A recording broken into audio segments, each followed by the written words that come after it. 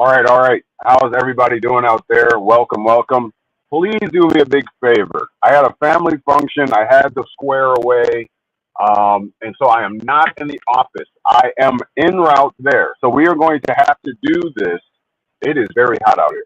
We're going to have to do this in at least two parts, meaning when I get to the studio, we'll cut this live and we'll go live in the studio. So please be patient with me. This is a very, very important topic, one that you've probably all been waiting for, the unveiling of the Antichrist, the mark of the beast, and how that applies to the United States, et cetera, et cetera. So I'm gonna give you plenty of time. Let me know if you can hear me too in the comment section, please. Please let me know. All right. So let me know if I'm coming in loud and clear. I have to turn on the AC because I don't want the noise from outside.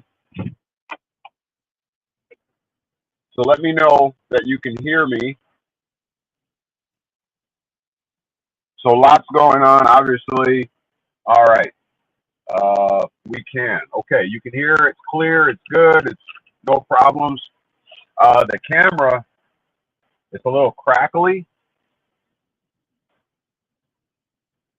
All right, it's a little crackly because I'm moving the mount, or is it a little crackly because that's the quality of the sound? Help me out. Help me get set up. I got at least a 20-minute, 25-minute ride, okay? We're going to get to the studio, all right? We're going to get to the studio. Please hang in there with me. We'll get to the studio. This is a very important topic, and I want to make sure that I do it a just service in providing all the receipts and everything. So we will be in the studio shortly, but we got to do this for about 20, 25 minutes. All right. All right. So let me cut the AC down a little bit. Is this better? Boy, I'm going to be in here boiling if I got to cut the AC. Talk to me. Let me know what it is. I got to be very careful because I'm going to be driving. I'll start with a little bit of an intro. Please don't mind my sinuses. I've been fighting this. There's something going on out here. I mean, I had several people talk to me in our age group, in my age group, in the 40s, 45s, in that range, where people are talking about they're experiencing some kind of psychological breakdown, mental anxiety, stress, and all that kind of stuff. We're trying to figure this out. I was with a friend of mine from childhood yesterday who's experiencing these things, and they go to the medical doctors. Medical doctors say everything is fine. Blood work is fine. Everything is fine. How is the sound? Turn that AC back on. Well, yeah, is that what's causing the crackling, though? That's what I'm trying to establish. Okay, so it's probably reception. Okay. All right, let me turn this up a little bit here. And so, yeah, I was talking with her yesterday, and she was talking about, almost debilitating, where she couldn't even function. Her motor skills and everything, were being affected. And I've been hearing, I have a guy at work, too, my lead at work, who's also saying the same thing, experiencing the same things. And these people are all in their 45s, 40, in that range. And it's mentally debilitating. And they're wondering what's going on. They're even going as far as to ask for CAT scans and all that. So I'm interested to know, is anybody out there experiencing these types of things in their body, but they go to the doctor and find out, well, your blood's fine, everything's fine, but you feel anxious, anxiety, obviously all the signs of a panic attack, right? And so that's what she was saying. Maybe I'm experiencing panic attacks, but medically, as far as test-wise, nothing's showing up. It's still crackling. Okay. All right. I apologize for that. The only thing I can think to do is I can switch out the mics and try another mic. On a scale of 1 to 10, is it enough where it's affecting the feed, where it's a terrible feed, not worth doing, cut it off, wait till I get to the studio, or keep going, it's not that bad? That would help to know that. Make sure that you share this to your Facebook pages, share it to your friends. All right, we'll get going here. I'll be on that freeway here shortly. Anybody experiencing these health issues as well? Anxiety, high anxiety. I mean, obviously, we're going through a lot. We're trying to figure things out, you know, as far as the political climate, you know, where we live, what is truth, who's telling the truth, who's not. Obviously, we're going through that.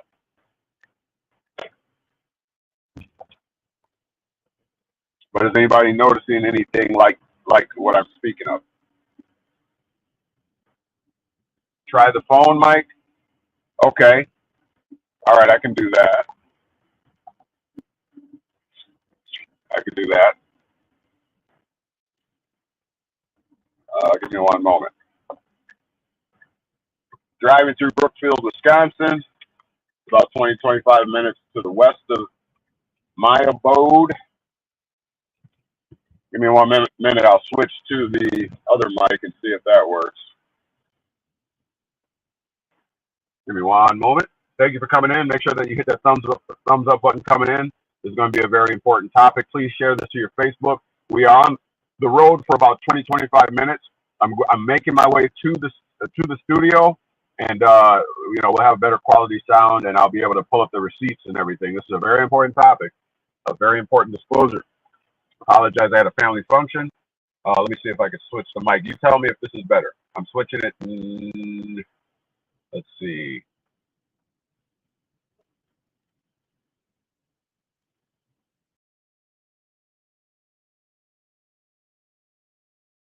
We are on the default mic. Is this better? Is this better?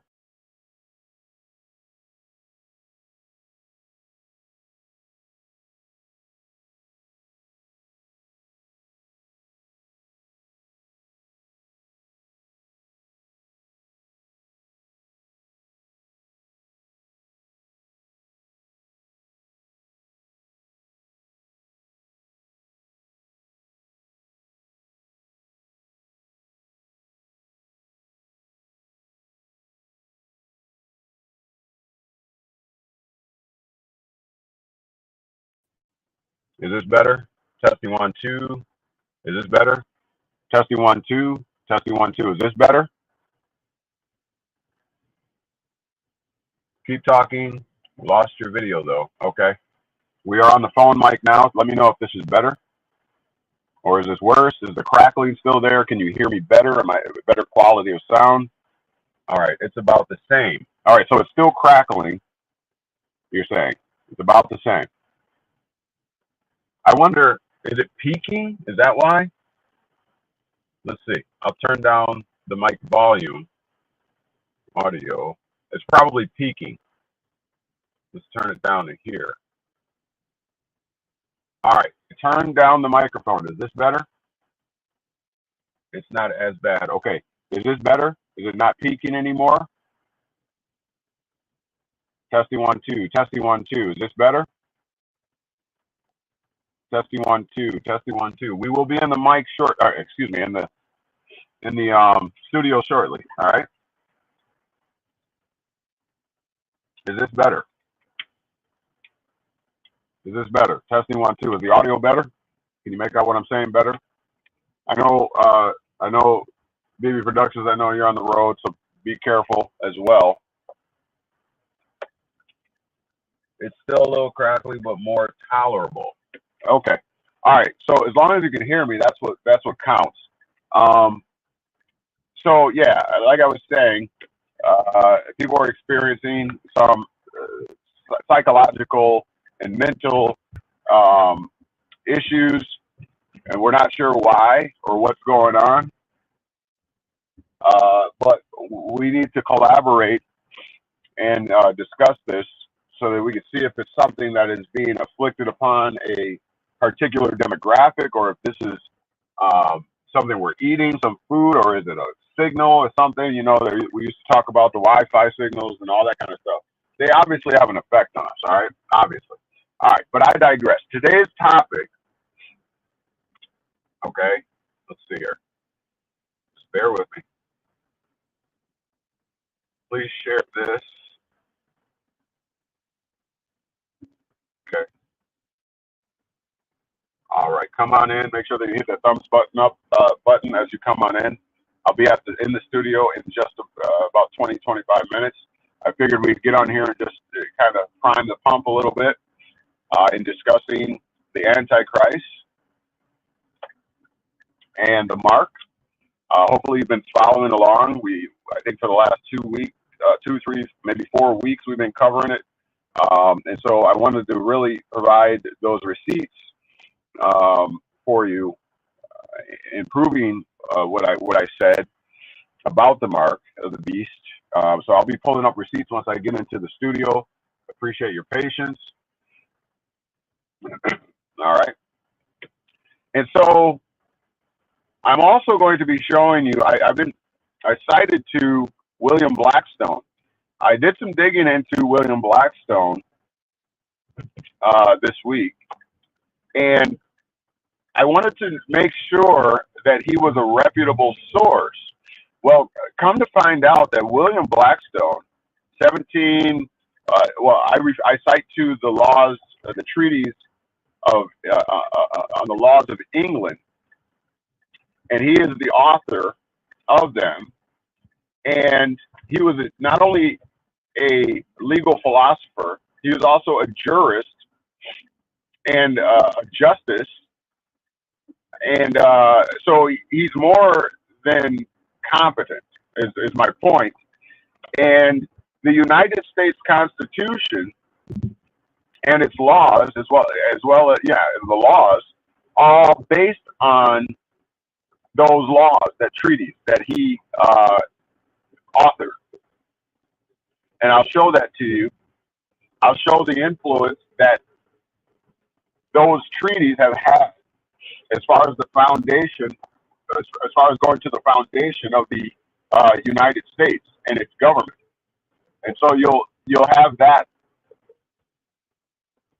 okay, to bolster our claim and our assertion, because we're bringing the facts and the receipts, and we're setting the record straight when it comes to the mark of the beast, the Antichrist, who or what is the Antichrist.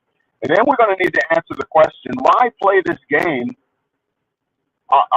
when it comes to the minds of the people, when it comes to the peace of mind of the people? Why even play this game? Who wrote the Bible? And what was the purpose of writing the Bible where it appears that it's warning you not to participate, not to take the mark, and those that do will basically be lost for eternity? Okay? Why?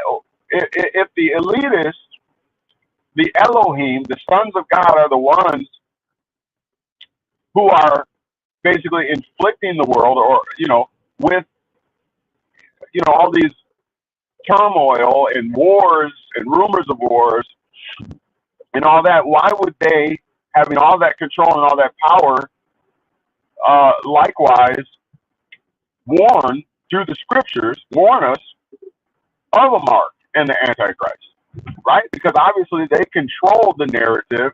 The King James, all of them, they control the narrative. So why would they let that slip through if they're the very ones who are, afflicting us, afflicting the people?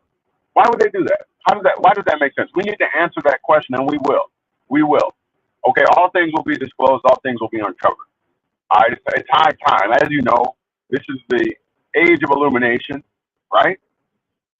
We know that something strange, something weird is happening. I think that we've actually transitioned into a whole new paradigm, and I'm not just talking about politically, but later for that. That'll be another research project and study. All right, we won't cover that this time. But so let's talk about the beginnings as we're making our way to the studio. Let's talk about the beginnings. All right, let's talk about the system. We know it's the beast, the serpent. It's more subtle, it's more cunning than any other beast of the field that the Elohim, that's plural once again, had created. There is no other system that is as sly, is as cunning, right, than this particular system, this particular beast system, this particular serpent. The serpent is merely expressing a characteristic. Okay? Somebody could tell you, man, you as sly as a fox. What are they saying? Are they saying that you're literally a fox? Or are they saying metaphorically, or your behaviors, your characters are like that of a sly fox, right? Okay, so the same goes for the serpent. The serpent is merely a characteristic of a particular system, a beast system. Okay, and so we must realize that with real eyes. Okay, and we have to look at the complete scriptures in light of that realization. Okay, keep it consistent. Keep it consistent. Follow those breadcrumbs, and don't be taken off the path by every other wind of doctrine. All right, that romanticizes everything. You know, Anunnaki and all that. You know doggone well that that represents something. You ain't never seen no giant 15 feet tall. I don't care how many bones they allegedly pull up. Don't you know that they have created a lot of dinosaurs from a tooth? They've reconstructed a whole dinosaur by finding a tooth, and they imagine what it might have been because of the size of the tooth or something to that effect. You cannot wholeheartedly and comprehensively rely on man's constructs and think that and take it as gospel truth, because the king is always going to have his own narrative. So don't be tossed about with every wind of doctrine. Man always has a reason for the things that they do, and they want you to believe in those things in order to control you. What is politics again? Politics is the science of government. Science is the study of a thing, and govern means to control. So it's the study of how to control, and the latter part of government is mental, suggesting the mind or the head. Okay? So it's really the study of how to control the mind or the head of the people who become citizens of a particular government. And this goes for every government. Someone said, well, if you're suggesting that the mark of the beast is a social security number, not every country has the same type of system, right? Correct. However, they might not have the social security, it might not be called the Social Security Administration. However, they have their own type of numerical or numbering system in order to track your behaviors, your commerce. That's what it's really all about, is commerce and trade. A nation that doesn't have commerce or trade powers or capabilities is not even involved on the world stage. So it really all comes down to commerce and trade. It's AKA intercourse with another citizen or another state across state lines. That's, commerce and trade. So that's the backdrop behind everything. A country must have an economy. That means there needs to be products coming in, and there needs to be products going out.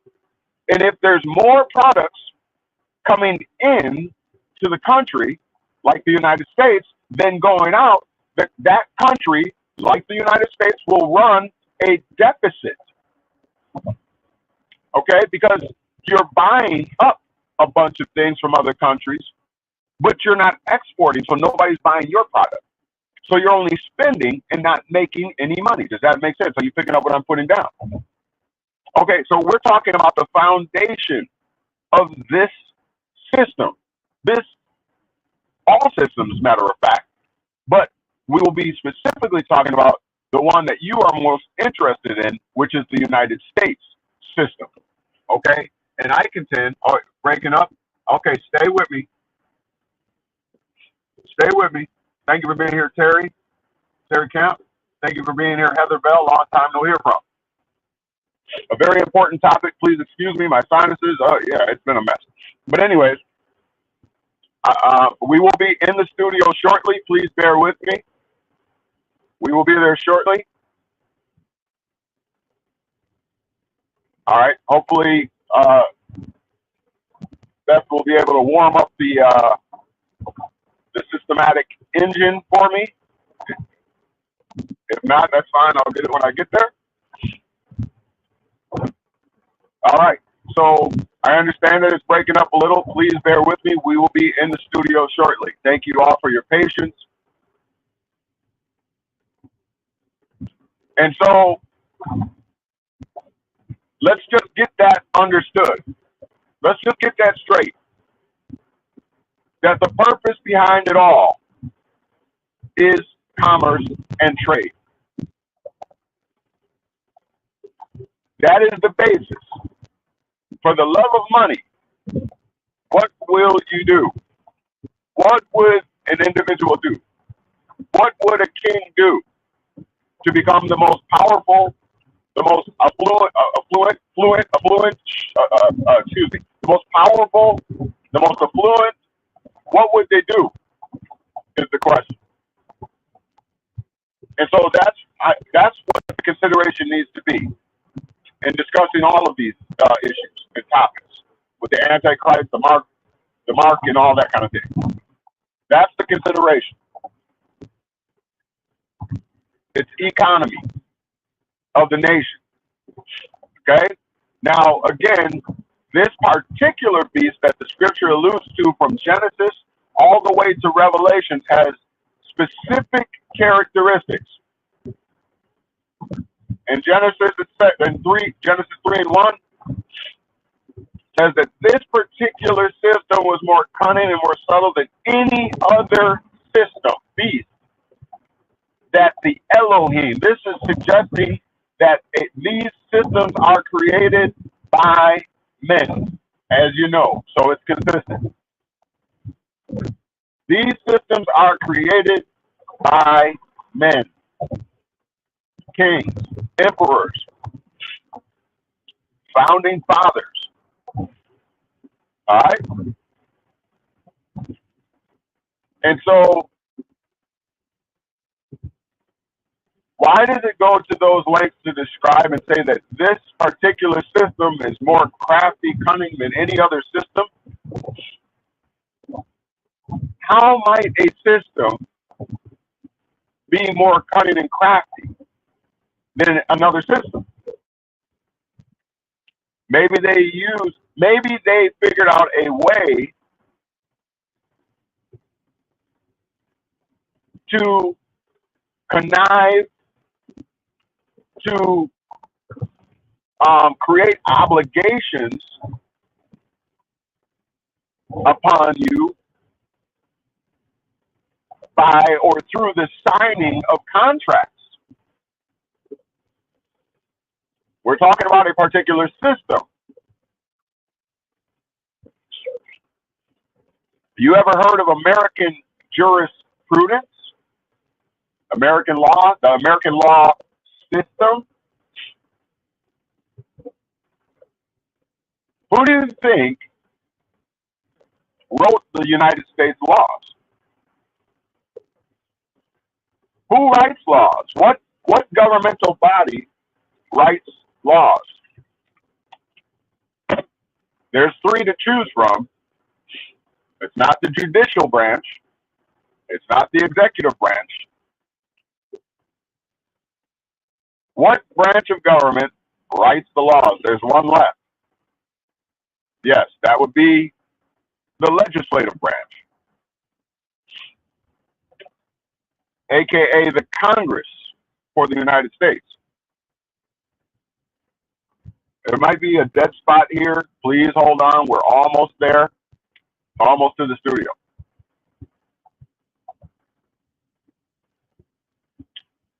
So the Congress, the legislative branch of the United States, creates the laws.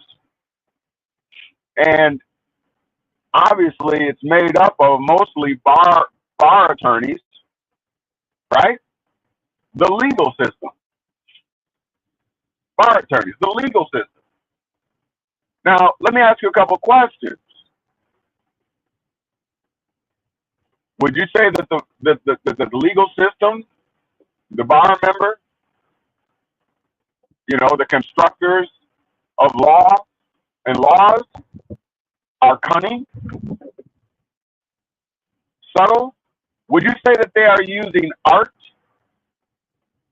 in the creation of laws? Would you say that? You ever heard of word art? You ever heard of terms of art? Oh, yeah. These are phrases and terminology that they will use themselves. When you look up a particular word in like a legal dictionary, or when the judge is on the bench and defining a term or a word, they will say, well, that is a term of art. Oh, yeah. Oh, yeah.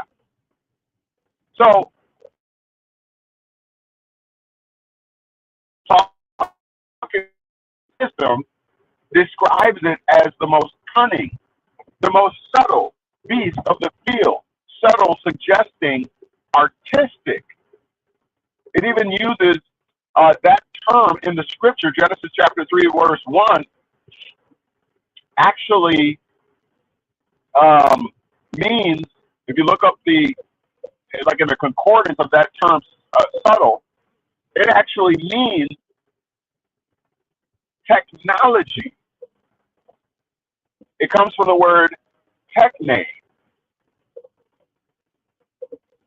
And techne is an art, technology, or techne is an artistic use of terminology in order to get one's way.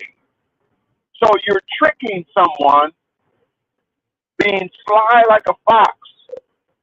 You're tricking someone into agreeing to something in order to get the upper hand on them. Now, let me just put my disclaimer out there. We're almost there. We're about 5 minutes away, 5-10 minutes away to the studio. Let me just put my disclaimer out there. This is not an anti-government rant. This is a disclosure of facts that you can, if you do your due diligence, find yourself. This is not something that's necessarily hidden, intentionally hidden by the system, because it's there. Okay? But it is a type of uncovering, exposure for educational purposes so that you learn how to play the game. Let me just say this. These upper, etc., they will provide you with this information. I want you to have it. Okay? It's that it's not their duty to teach you the esoteric. It's not their, all they want to provide you with is a public school education. That's it. All they want to do is provide you with a public school education. Why? Because the government's design is to create productive citizens. They need you to be productive. Okay? This is a circulation. That's why they talk about money circulation and velocity, money velocity. Okay? There has to be that. We're running a huge deficit of, they say 23, 30 trillion, whatever. It's way higher than that, babe. It's way, when you talk about the unfunded liabilities such as Social Security and all that kind of stuff that's owed because they were lending into the future to pay people today. So, it's way higher. They're not even telling you about the unfunded liabilities. They've been borrowing from the future. That's why they say that you, if you're 45, whatever, you don't even expect it because it probably ain't going to be there. Because they borrowed that far or further than that even into the future. Okay? So my point is there has to be, in and out, a circulation, all right, to have a healthy society. So in order to do that, you have to have productive citizens that are willing to go to work and pay taxes, et cetera, et cetera. You know how the game goes. You know how the game goes. All right. So with that being said, please make sure that if you come in, that you hit that thumbs up button. We are going to get much deeper with receipts and all that kind of stuff as soon as I get to the home, or get to the to the base, to the studio. Please do me that solid, and make sure that you share this on your Facebook page. Nobody else is talking about this that you're going to see today. Nobody else is dealing with this. Nobody else is going to be able to prove it like we are here today. This is going to be the show. I've done the work. 9 years. I've done it. It's time to get it out there. It's time to, put that stamp on it. Put some speck on my name. KnowledgeWell, baby. All right. So, anyways, the public school system is designed to create and culture productive citizenry. All right. So that the system, the beast system, okay, will thrive and perhaps even grow and have that type of legal immortality. Okay. Don't cut the feed. Okay. Very good. Thank you, BB Productions. I just got word that the engine is running. All right. So we're going to be there shortly. All right. So get prepared. Grab your popcorn. It's about to get hot. About to get hot. We got the facts. We got the facts. Show me the car facts. We got the facts. The KnowledgeWell facts. All right. So this is what the system is about. It's about economics. You don't have a state. You don't have a state if you don't have healthy economics. You just don't. All right. And this is why, you see them trading in gold with each other, and they're creating their currencies, and they're backing their currencies by gold. Well, the United States used to back it by gold. Now it's backed by you, obviously, right? Later for that. But it's all about economics and politics. And the job of the politician is to keep the people, like the Titanic, keep you calm, even if the ship is going down. Tell the people what is necessary to keep them calm is the point. Tell the people what's necessary to keep them calm. You watched it on the Titanic. Remember the choir, or not choir, the band is still playing, right? They even determined to go down with the ship. We're going down with the ship. Just keep playing. We don't need panic. We don't need everybody jumping off the ship. Okay, save those that we can, but keep playing that violin by any means. That's the way the game is. That's what politicians are there for, to keep playing the violin, okay, while the ship is going down. That's what they do. All right, we are at location. I'm not going to cut feed, but I will. I'm not going to cut feed, but what I will do is I'm going to mute myself. Please stay tuned. Don't go anywhere. I'm going to go down into the studio and get set up, and we'll be right back, okay? Don't move. Don't leave. You don't want to miss this. This is your time to go get your popcorn, your drinks, use the restroom, and let somebody else know that we are live right now. We're about to get thick with it. Ready? All right, let's do this. Stay right where you are. Don't move.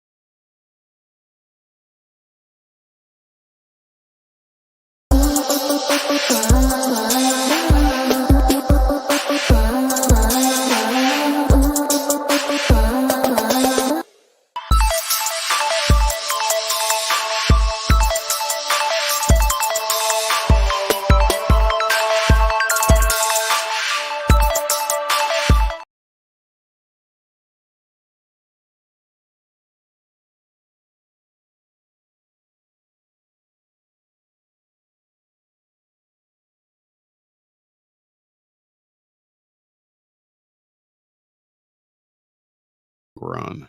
Oh, now we're on. All right. Can you let me know how the sound is here? We wanted to upgrade a little bit, get a better mic. Can you let me know how the sound is real quick on this? I really appreciate you all and your patience. Stuff happens. Stuff happens. How does it sound to you? All right, I can cut this off.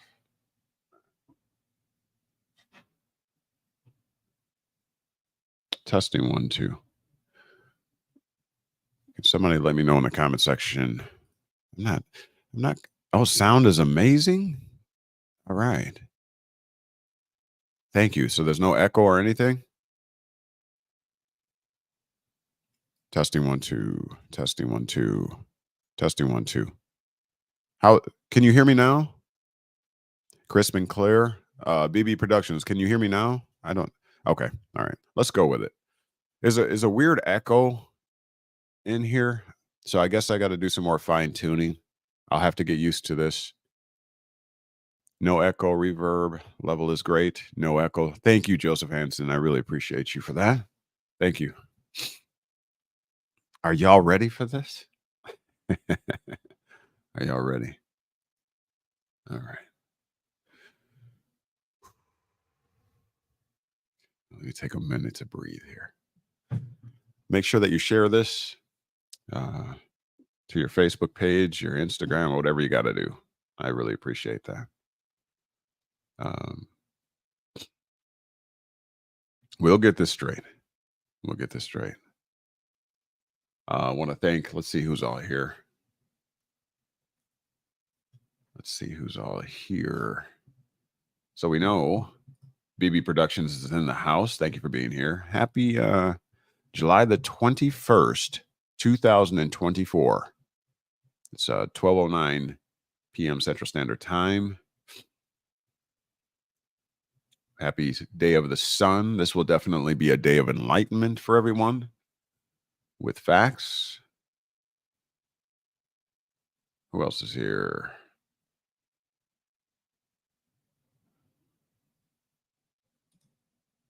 Heather Bell is in the building. Thank you for being here, Heather. Terry Camp is in the building. Greetings to everyone. Joseph Henson. All Gods is here. Wow. What's happening? All the way from Massachusetts, was it? All right. Represent your state in the comment section. How about we do that? Oh, boy. It's going to take some getting used to this microphone here, but we'll do it. We'll get through it. We'll get through it.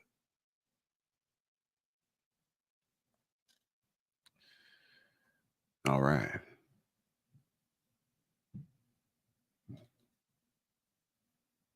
Joseph Henson says 7, 7, 7. I feel myself getting stronger. All right.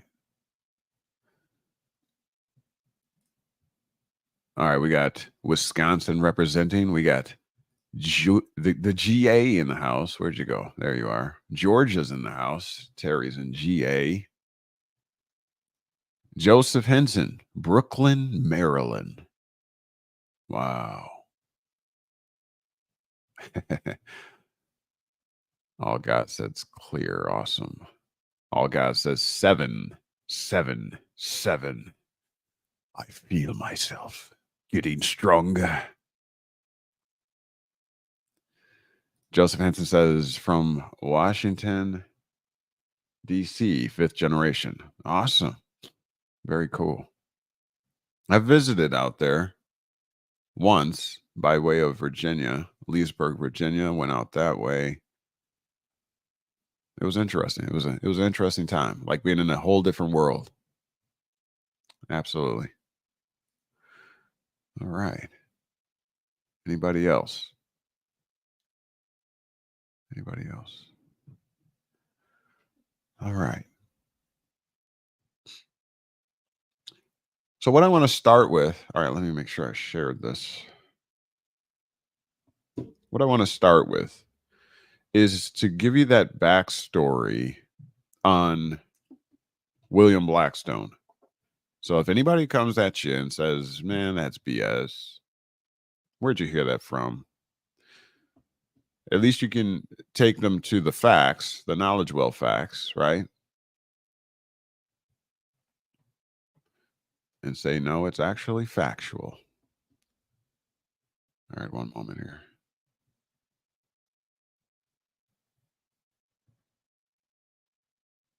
William Blackstone is quite reputable. I was very shocked by his reputation. BB Productions, did you send me the link to share to the Facebook? Bear with me, y'all. We'll get going here. You know, once we do, it's snowball downhill. All guys, okay, you said Boston. Okay, yeah, so Massachusetts. All right. Link is in Telegram. Thank you, BB Productions. Has anybody gone over there and checked out BB Productions? We'll put the link up for you later. All right. All right, let me check this out here. One moment. Thank you for your time. Thank you for your patience. Thank you for your support, for your faithfulness. You will not be disappointed. Let me just share this real quick, and then we'll get going. The time we've all been waiting for.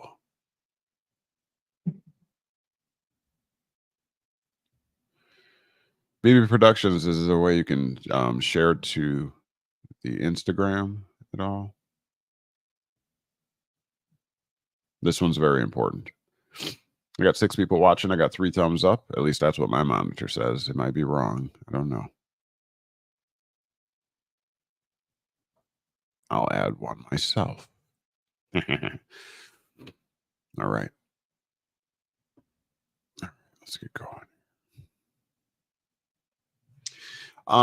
So let me just say we added the mic, okay, and we're dialing it in. I don't have the link to share. Okay, we're dialing it in. I wanted to be able to go to the board, you know, my teaching style. If you've been around here for any amount of time, I love to use the board because I'm a visual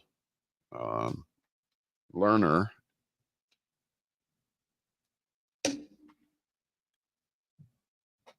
So I appreciate your assistance and help as far as dialing us in, getting us dialed in.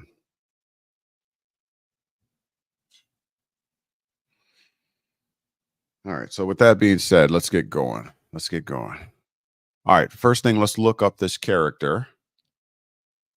One William Blackstone, so that you can see for yourself the reputation of this famous jurist and the author of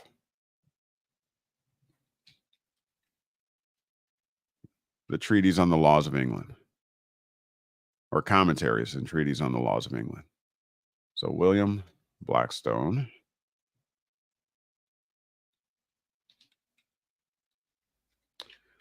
When you get a chance, if you can hail my glasses, I would appreciate that, so I could stop squinting. Okay. We're just going to use Wikipedia. Shouldn't be a problem.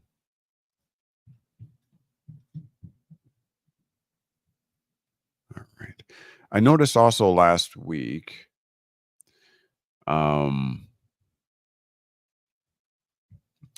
that my screen was not showing the words that I was reading from.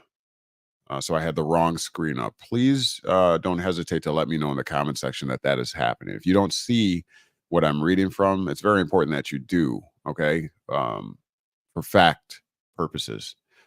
All right, I like to prove what I'm speaking on. I don't like to just conjecture all the time.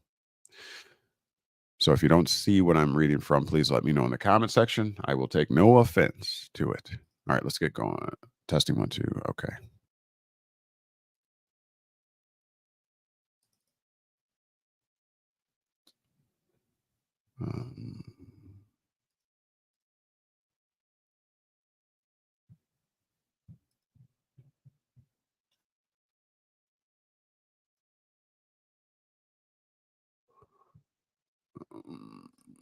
Testing 1, 2. Testing 1, 2.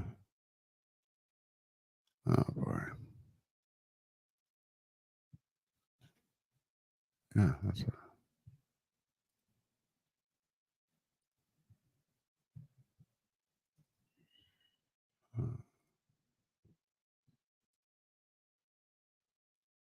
Testing 1, 2. Testing 1, 2. All right, so bear with me one moment. I don't know what's going on here. I have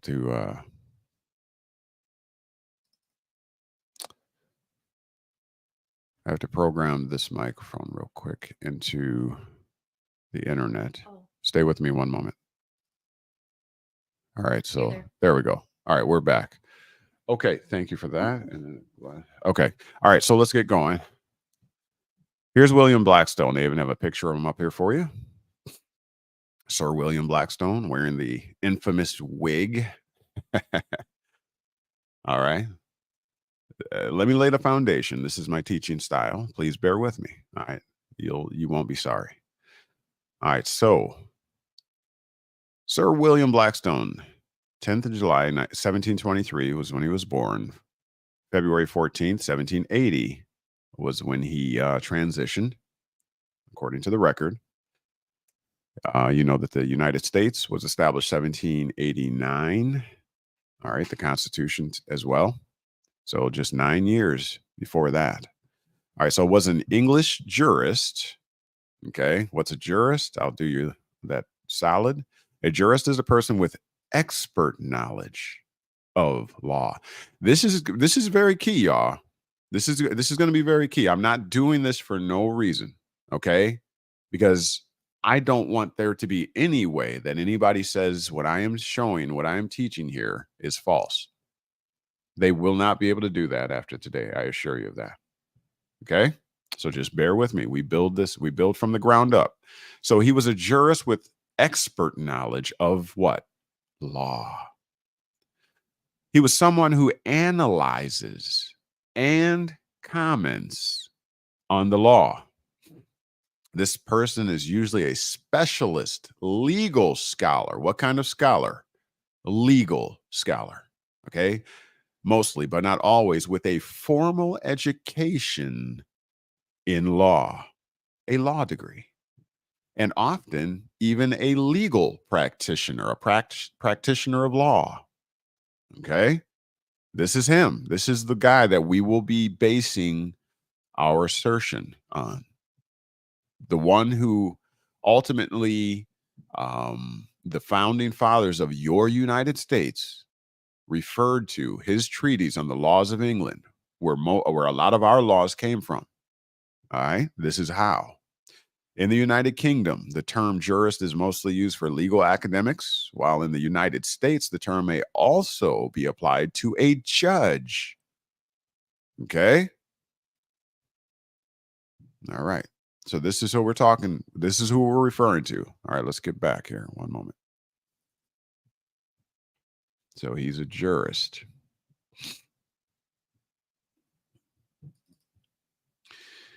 Not only that, but it says that was a justice. Yes, just like your Supreme Court justice. Uh-huh. You see Sotomayor right here, and what's his name? I knew as soon as I looked at him that I was going to draw a blank.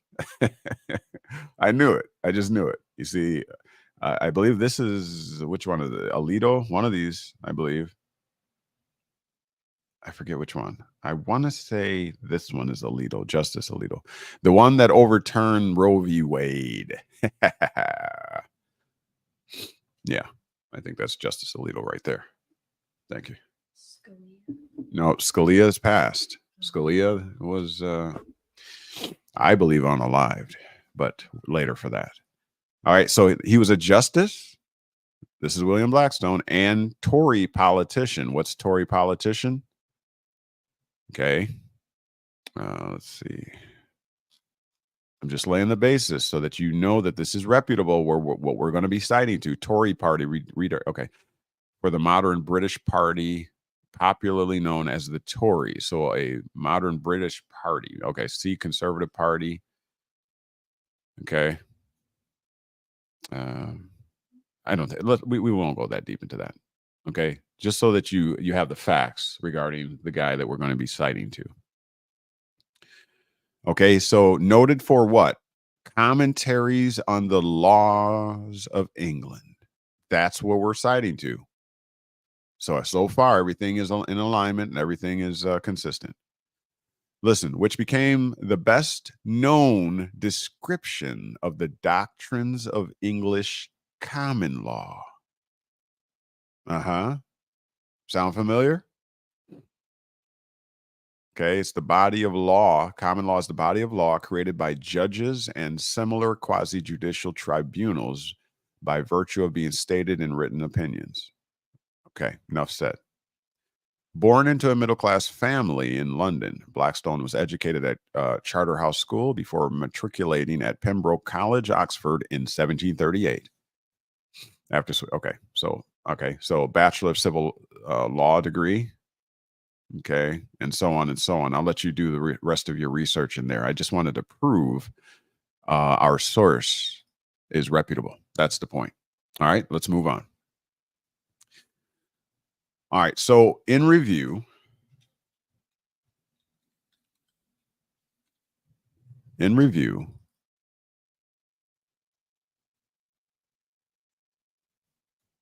I do this here? Let me see.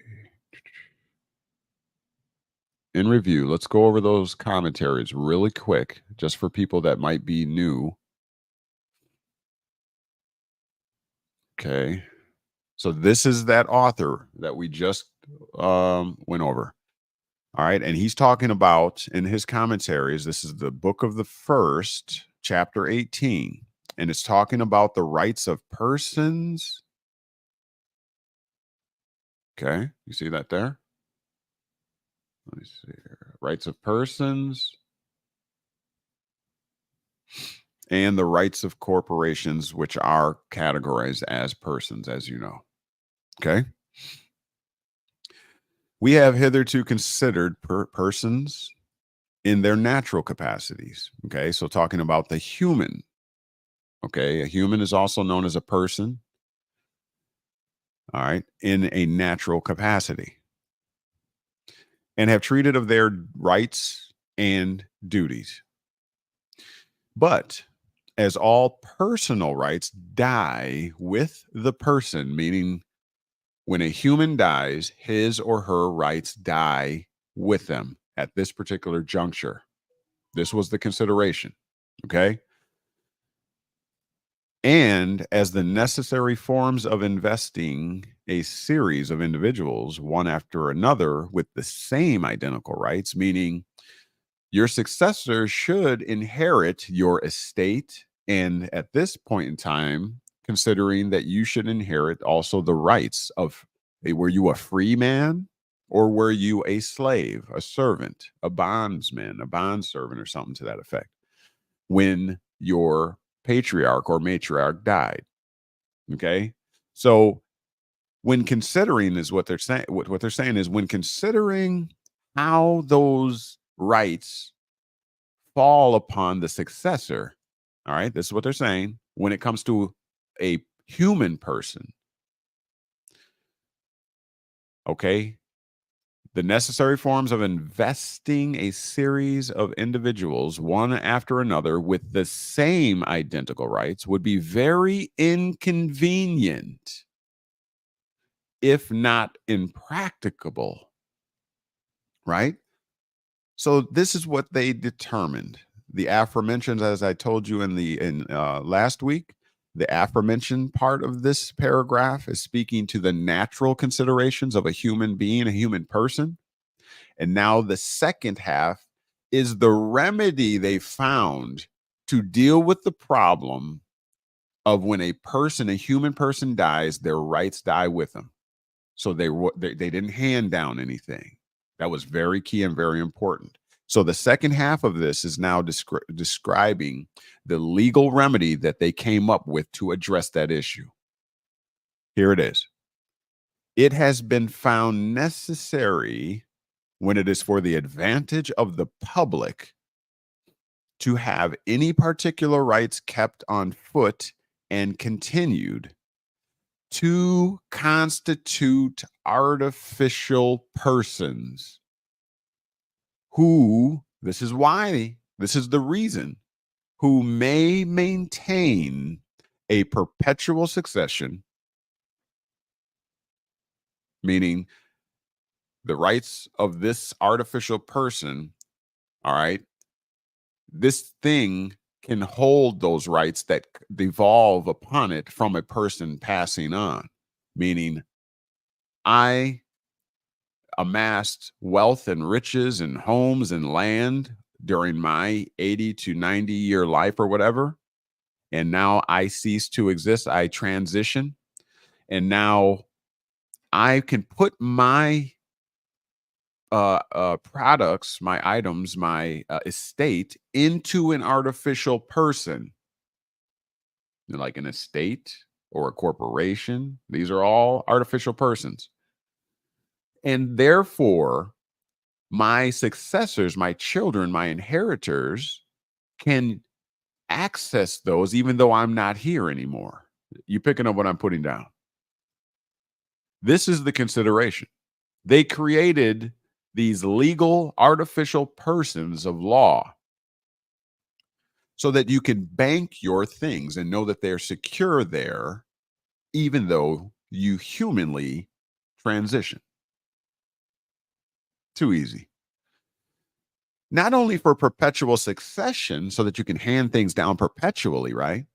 But also, these artificial persons enable you to enjoy a kind of legal immortality. What is legal? What is immortality? Eternal life. Eternal life. So as you know from the previous shows, I made the claim backed up by pretty reasonable means, right? That men had essentially figured out finally how to cheat death, how to, as it were, defy natural law. Because natural law, even in the scripture, says what? That man's shall live 120 years, and that's it. That's what natural law was. The scripture established that natural law, the governor, as when it comes to the ripe age of a human before transitioning, is going to be 120 years thereabout. But here, man says, wait a minute, we don't like that. We want to live forever. We're going to find the fountain of youth. We want to live for eternity.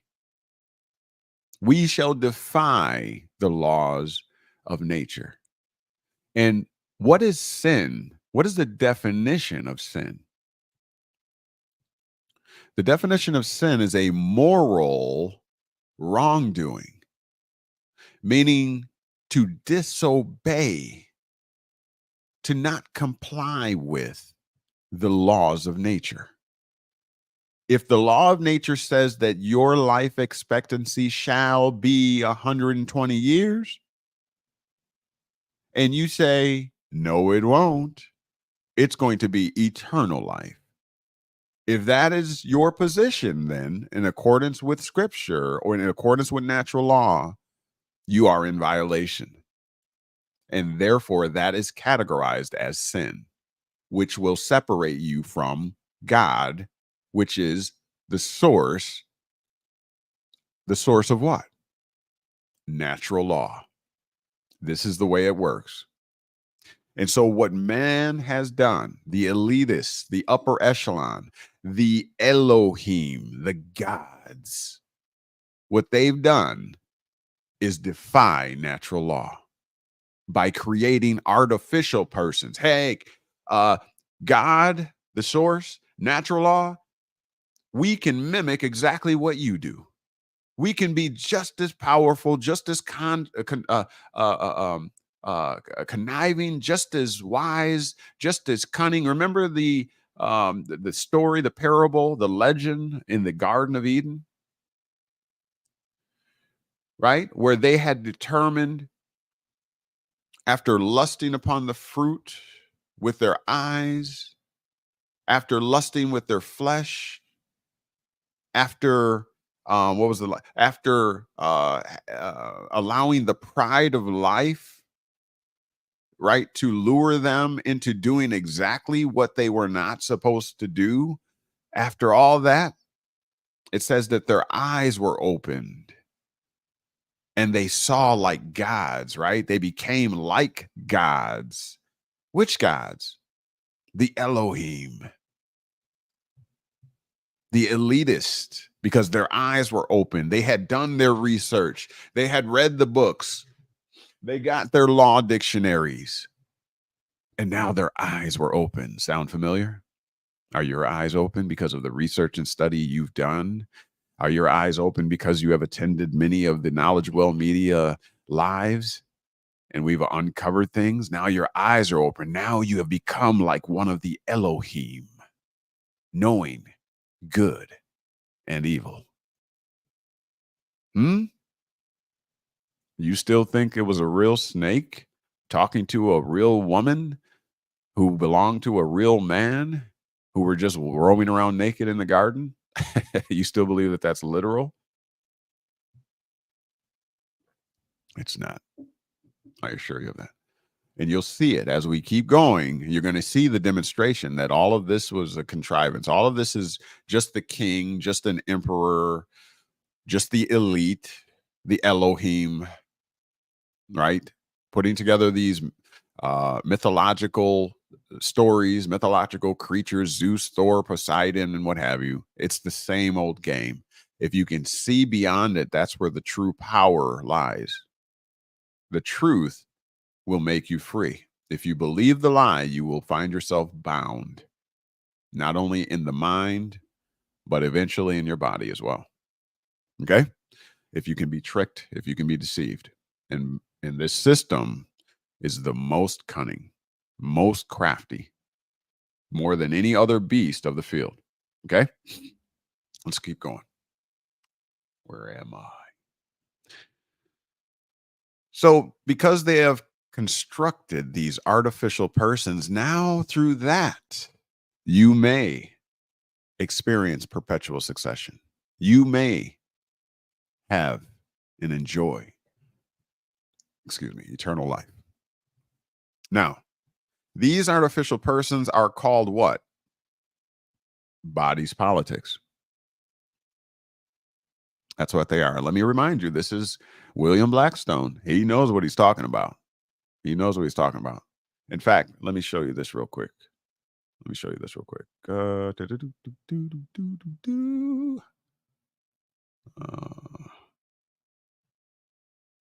One moment.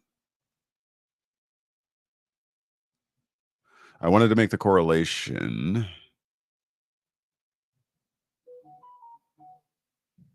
Let me cut this off for you.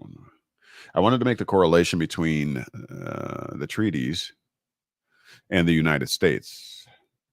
Let me see here. Let's look at right here at number 2. Here, right here. Look what they say. William Searle Holdsworth, one of Blackstone's successors as Venerian professor, argued, look, that, quote, if the commentaries on the laws of England, right, had not been written when they were written, 1765-ish, right, I think it very doubtful that the United States and other English-speaking countries would have so universally adopted the common law. In the United States, the commentaries influenced who? Ever heard of Alexander Hamilton? Ever heard of John Marshall? Ever heard of James Wilson? How about John Jay? How about Jonathan Adams? John Adams? Ever heard of him? How about James Kent? And, oh, do you know this guy? How about Abraham Lincoln? And remain frequently, here it is, cited in where? The United States Supreme Court. I'd say that the commentaries have a significant influence on United States, its laws and policies, and its Constitution.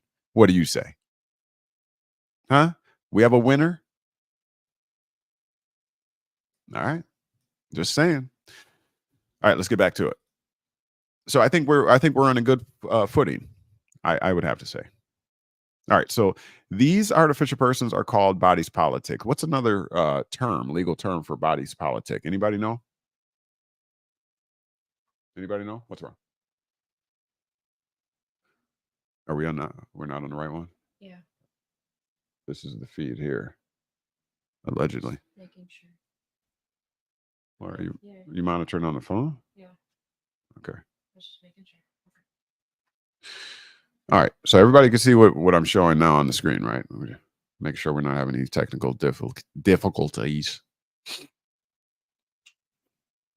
The sinuses. All right. So another term for bodies politic. What is it? Oh, let's see here. Bodies politic.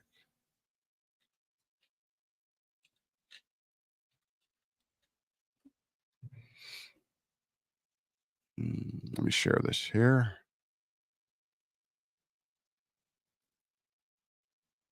Ay.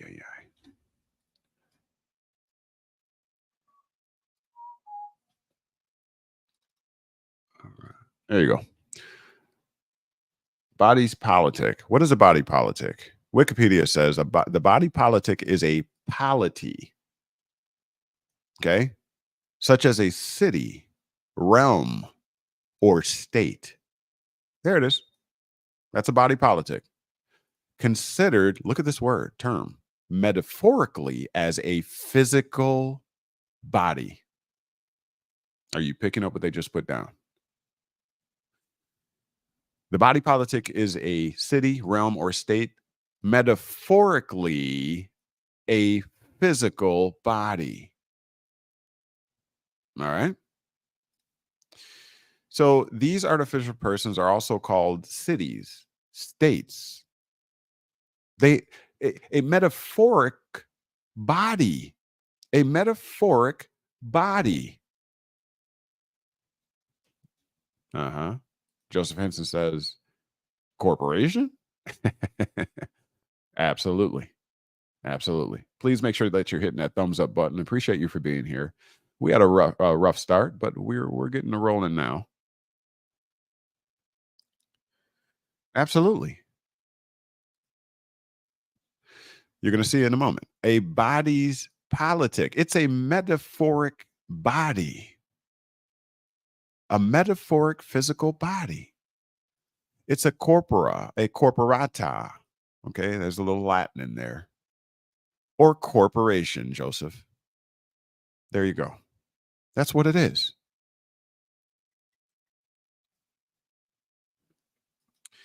Of which there is a great variety subsisting. Here's the different types they list for the advancement of religion. So churches are a type of bodies, corporate, all made up of a bunch of individuals, but they're all acting as one body, is what they're expressing. There's bodies corporate of learning, like universities and colleges. That's what they're saying. Of commerce, there's your commercial corporations, your S type, your C type, right? Your LLCs. These are all artificial persons that have a metaphoric physical body. Okay? In order to preserve entire and forever, remember, eternal life, those rights and immunities, which if they were graded only to those individuals of which the body corporated is composed, meaning all of the people, the individuals that are working together as the corporate, members, like a state. Remember, a state is a corporate body, a body politics. Now, the state is the state because it has citizens who are willing to pay taxes and be productive members of society in order to keep that state going. If the citizens refuse to participate and expatriate, right, the state implodes. It goes bye-bye because no one believes in it. No one puts their full faith or extends credit to that state. Right? The state, the governments derive their just powers from the consent of the governed. All right, you picking up what we're putting down. And so it is the individual citizens, okay, of which the body corporate is composed. And as it's saying here, if these individuals, or if these rights depended upon them individually, okay, these rights upon their death would be utterly lost and extinct. Because why? Humans don't live forever. So it can't depend upon them, meaning we cannot consider their natural capacities in this place. Remember, it separated the natural capacities from the artificial legal capacities in the aforementioned paragraph up here. They make the distinction. It is necessary for them to make the distinction. Let me tell you why. In fact, let me show you why they have to make that distinction.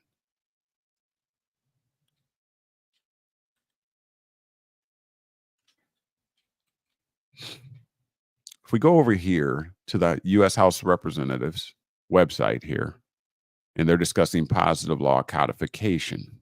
Positive law codification, as you will see. Let's see right here. See, we're at the U.S. House of Representatives. Oh, is it not showing? Oh, see, I got to make sure we show this here. One moment.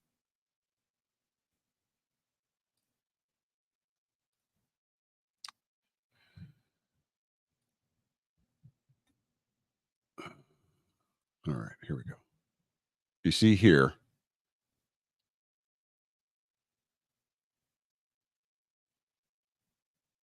we're at the U.S. House of Representatives. Okay. It's talking about the term positive law. We want to know what positive law is real quick. In general, the term positive law connotes or suggests statutes. Do you know what statutes are? Those are enactments. It's going to say law that has been enacted by a duly authorized legislature. Remember, we talked about that third branch of government, the legislative branch of government, the U.S. Congress. They are the lawmakers. Okay. And so what they create as lawmakers are known as statutes. And statutes, once again, fall under the term positive law. You picking up what I'm putting down? All right. It's important that you get that basis. Let's move forward. As used in this sense, what are they referring to? From the sense that positive laws suggest statutes, which are laws that have been enacted by a duly authorized legislature. They are man-made laws. This body, this governing body of men and women, known as the Congress, they get together and write and create laws, okay? Known as positive laws or statutes. In that sense, because they are made by man, positive law is distinguishable from what? Natural law. I told you. They have to make the distinction because they have to take into regard the legal in contrast and distinguished from the natural. Oh, because God rules supreme. The source rules supreme. All men have to bow to the natural order. Huh? So they have to make the distinction. And they have to put you on notice. And that's what they're doing here. This is free information. I did not create this. You see it for yourself. You see the HTML, the search up here on top, uscode.house.gov. I didn't create this. So this is free information, is my point. So they're disclosing to you. So positive law, or AKA statutes of the legislature, are man-made law. And because they are man-made, they are distinguishable, or this is the way you look at it, able to be distinguished from natural law. Oh, this gets much, much better. Listen. Now let's go into natural law. You see how they always make the distinction? In one part of the, remember back here on the top part of this here paragraph, they talked about the natural. We regard the natural. We're going to tell you about the natural side of things to let you know that we're not trying to obfuscate the truth. We're not trying to hide it from you. In other words, we'll put it there. You know how you say the movies, they put it right in your face? Yeah, see, so if you don't know your rights, you have none. as the cliche goes, right? Put it right in front of your face. And they're doing the same thing here. So now let's talk about the natural law, since they've so kindly divulged about positive law, the statutes. So the term natural law, especially as used generally in legal philosophy. Oh, am I sharing? Yes, I am. All right, let's go. Refers to a set of universal principles. What when you say that something is universal, what are you implying or inferring? Well, let's look at the word. Uni means one. Verse, excuse me. I don't have any tissue. I apologize. Uni suggests one. Verse suggests turn. That's a turn. So this word literally suggests one turn, or everything turning as one. So in consideration of human beings as one, this is what everything turns on, is what it's saying. So this applies to all human beings, is what they're saying. Thank you.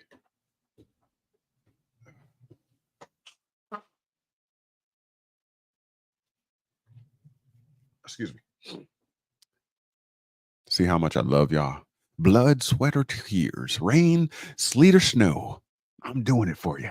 All right. So refers to a set of universal principles. These are principles that all human beings, we all turn, okay, on this one principle. Okay, refers to a set of universal principles and rules. This is natural law that do what? What do these universal principles and rules do? Properly, not improperly, govern, controls, moral, God's law, natural law, that the 10 commandments, thou shalt not kill, thou shalt not steal. These are moral laws. They properly govern moral human conduct. Now, wait a minute. If you've been around here before, you've heard me do this, but hold on tight. I have to lay this foundation. I said I'm going to prove it, and I'm going to. Listen.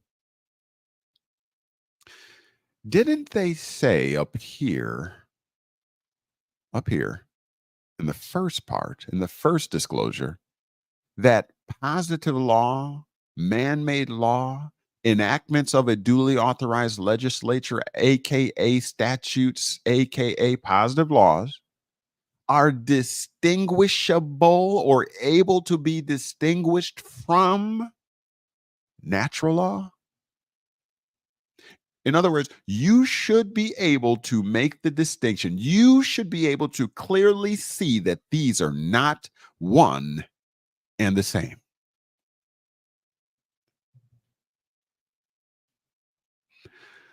If that be the case, and if you agree,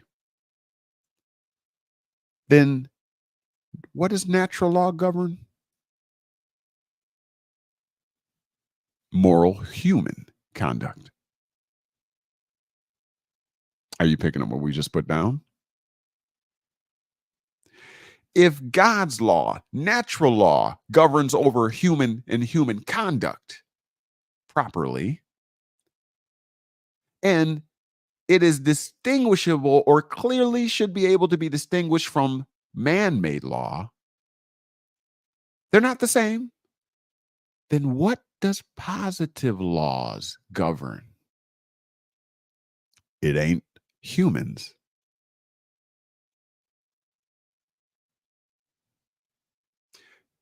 Statutes don't regulate or govern humans. I can't drop the mic because it's on the stand, but I think you're picking up what I just put down. Houston, we've got a problem. If that hit hard, give me 777 in the comment section, please. If that hit hard, 777s. In fact, instead of saying amen and hallelujah like the church folk, whenever it hits hard, let me know by 777s in the comment section. I almost wanted to shout on that one. I mean, it is Sunday. We could shout. You know what?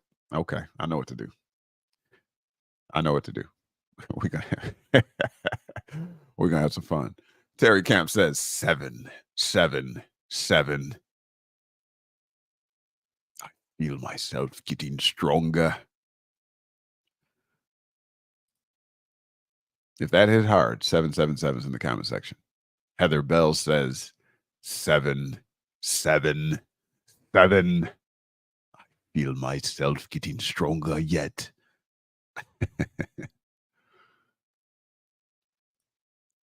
Yeah.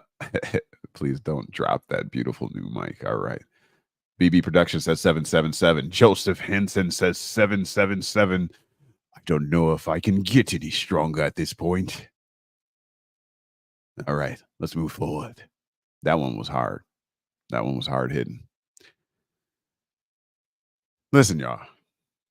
We have just established by their own words, their own site, their being the United States House of Representatives, that statutes, codes, and ordinances were never meant to regulate or govern, let's use their terminology, humans and their conduct.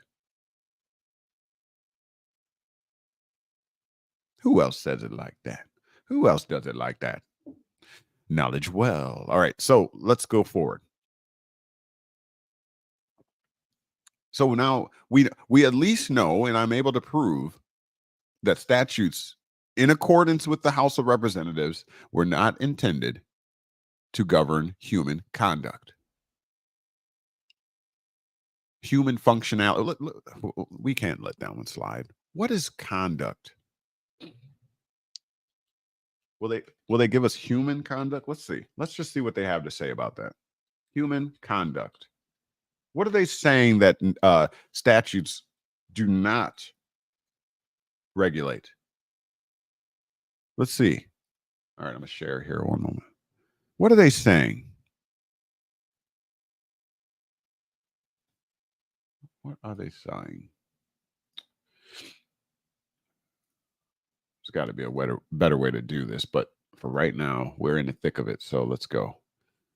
What is human conduct? Human conduct or human behavior. What? It seems to me that their statutes are governing my human behaviors. It seems like it to me. Does it seem like it to you? Why is that? You're going to know in a moment. It's the way a person behaves. Do the statutes tell you what to do, when to do it, how fast to do it, how slow to do it? Do they tell you that? Then we got to figure out what's wrong with this equation. We are talking about the Antichrist. We're talking about the mark of the beast. We're talking about it being the indicia, meaning it indicates to whom you belong, to whose you are. I got a question for you in light of all the aforementioned and thus far. If statutes, codes, and ordinances, enactments of a duly authorized legislature, positive law, was not meant to regulate human behavior, was not meant to regulate a person's behaviors, right? Or how you behave, how are they doing it? How come you feel the effects in your human body? when you took the mark, it indicates to whom you belong. If someone else is able to own you as a slave, right? Essentially, they control your behavior. They control how the person behaves. But yet positive laws, the enactments of the legislature weren't intended to govern human behavior, human conduct. Let's figure out what's wrong here, y'all. Let's figure out what's wrong here. It says, especially, are we still there? Yeah, we're still there. Especially in certain situations and towards other people. It can also refer to how someone manages a business, artificial persons, corporations. Uh-oh, Roy. Or affair. Okay? Synonyms of conduct include behavior, demeanor, deportment. All right, let's get back. Uh-oh. All right. Lost my screen for a moment here. Let me get back on. Let's get back on. The most significant disclosure. It's a shame more people aren't here. But whatever, you are. If you have any questions, please put them in the comment section. Okay? If you have any comments, I'll be watching. Let's move forward. So natural law properly governs moral human conduct, human behavior, meaning God knows better or best how you should function. Meaning you have a human body, and although you were born in water, you were not necessarily breathing in water, if you get what I'm saying. You were connected to mom, who kept you alive on your life support system, connected through the umbilical cord. All right. But when you become a man, you put away childish things, right? You matured, you grew up. Okay. So when you stand as an individual on your own, all right, you weren't made to live in the ocean. Natural law says and governs your behavior. If you want to live, it says you live on the land. You breathe the air. That's natural law. Now, I don't dare you. Defy natural law if you want to and find out what they say. And find out. Go ahead. See how that works for you. And so natural law properly tells you, it governs you. It says, stay your butt on the land.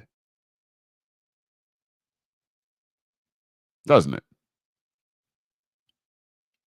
Mess around and find out that electricity will burn you if you want to. Stand under a tree during a lightning storm or something to that effect, or hold a lightning rod in your hand if you so choose. I would not recommend it, and I'm not recommending it. But and find out, okay? Because natural law has spoken, and you will obey natural law if you want to survive. Or you can and find out. All right. So that's why they say it properly governs your conduct and behavior. Follow the 10 commandments. Thou shalt not kill. Thou shalt not steal. What does it say? Have no other gods before me. Meaning, why would you step outside of natural law and do something that your God says, if you do, you will transition? You will be unalived, as the proper vernacular for today, or whatever political correctness. And find out if you want to. All right. So this properly governed. Now, moving on. Unlike a statute, here they're going to make further distinction. You cannot say that they didn't disclose it to you. I feel like Donald Trump when I do this. No, how does he do it? Oh, no, he does. Whatever.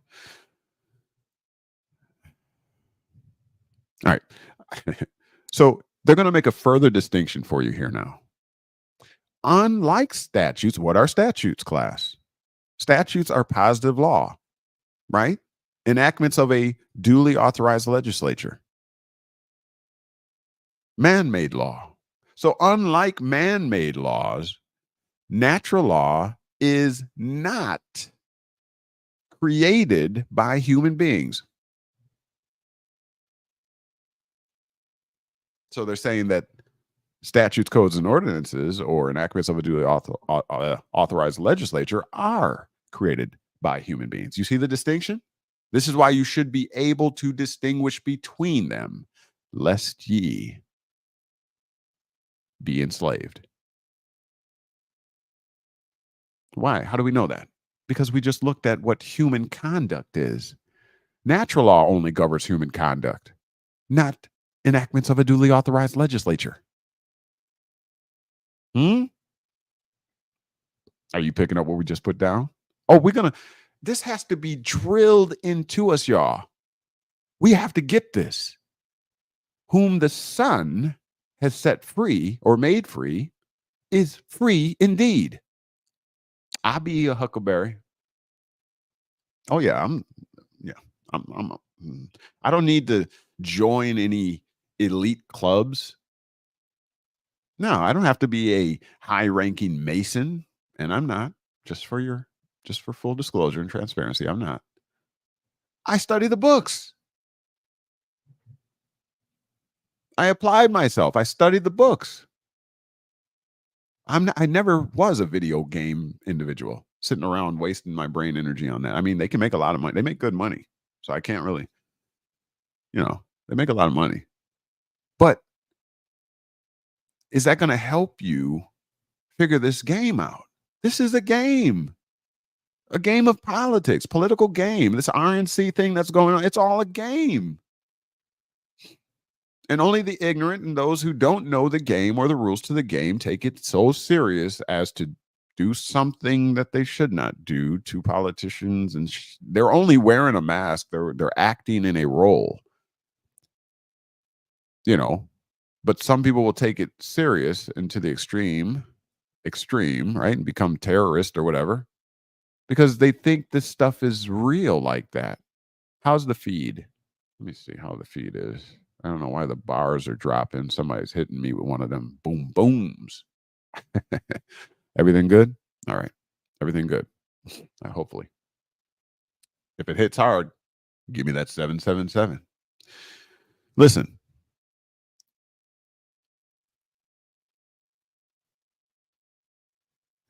And it didn't switch, did it? I got to figure out a better way to do this. I mean, I could do... how am I going to do this? I got to think of a better way.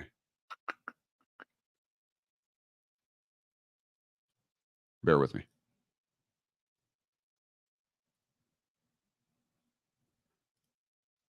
Okay. So it didn't switch, so I'm switching now. So look, if you don't understand this distinction, you will subject yourself, you will be confused, melded together with much heat, like a fuse, right? When a fuse blows, short-circuited. If you don't know these truths that they are disclosing to you, making the obvious distinction for you, they're telling you, you should be able to know the difference between natural law and positive law. It ain't our fault, in other words, if you don't get it. I guess there's going to have to be those who don't know and those who do know. There's going to have to be the haves and the have-nots, the servants and the rulers, the kings and the paupers. Because not everybody is going to apply themselves. Some people just want to lay back on the system, become dependent on the system generationally. Oh, we'll give you the social welfare programs. We'll give you the PPE loans. Oh yeah, if you need it, we got it for you. That we're doing our job, taking care of the citizens who can't manage and administer their own affairs. We'll take care of you. It's going to come at a cost, though. Okay? Because the government doesn't have its own money. That's going to come out of your pocket or other citizens and their taxes and all that kind of stuff. So if you don't know this, difference. If you don't know that natural law is for human conduct, human behaviors, okay, then you may conflate and confuse the two. And what will happen then? Then positive laws or man-made laws may be necessary to govern your human self. If that hit it hard, give me that 777. If you don't know natural law or laws, it may become necessary, or you may find yourself being regulated as a corporation, as a legal person, as an artificial person, aka a person under or subjected to the state. Remember, it was supposed to be the other way around. The governments, artificial persons, derive their powers from the consent of the governed. You were the head and not the tail. But when you don't realize or are not able to distinguish between natural and positive laws, the roles get flipped. Huh? The roles get flipped.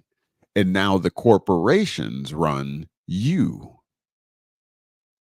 Now you derive powers from the consent of your government.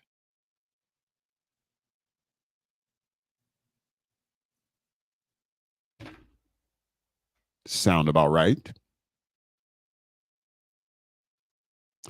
Look a lot like today, like Mrs. Chan used to say, you look like a man. Does that sound like today? Does it seem like you got to go to Big Daddy government, Big Brother, whatever, and get permissions for things now? Driver's license? Huh? Do you got to go get government's consent now in order to do things that you want to do? Licenses, permits, even to go fishing? Sound a lot like today? I just disclosed for you why that is. We are talking about the mark of the beast. We are talking about the Antichrist, meaning against Christ. What is Christ? What is Christ? Let's take a look.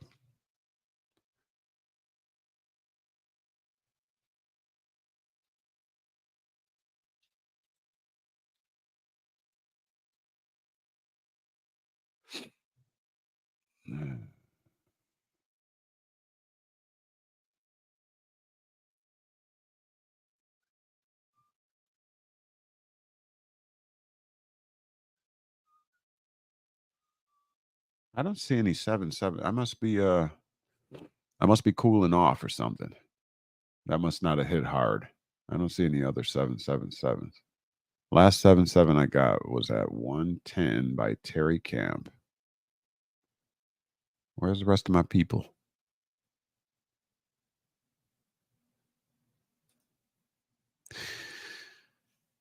The word Christ comes from the Greek word Christos,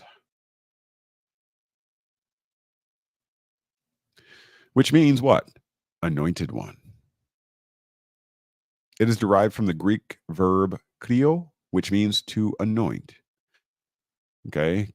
Christos was used to translate the Hebrew word Messiah, which also means anointed. Okay. Let's see what else here. So let's take a look at anointed, because Christ means the anointed one. Let's see anointed. This is very vital and very important. We were talking about the Antichrist and the mark.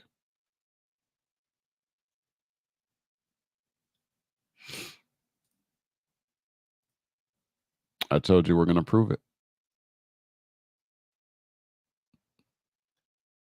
And I keep my word. Anointed. It has multiple meanings, including an adjective. No. Well, we can use an adjective, a descriptor. Adjective, consecrated or made sacred. Enactments of a duly authorized legislature, man-made law.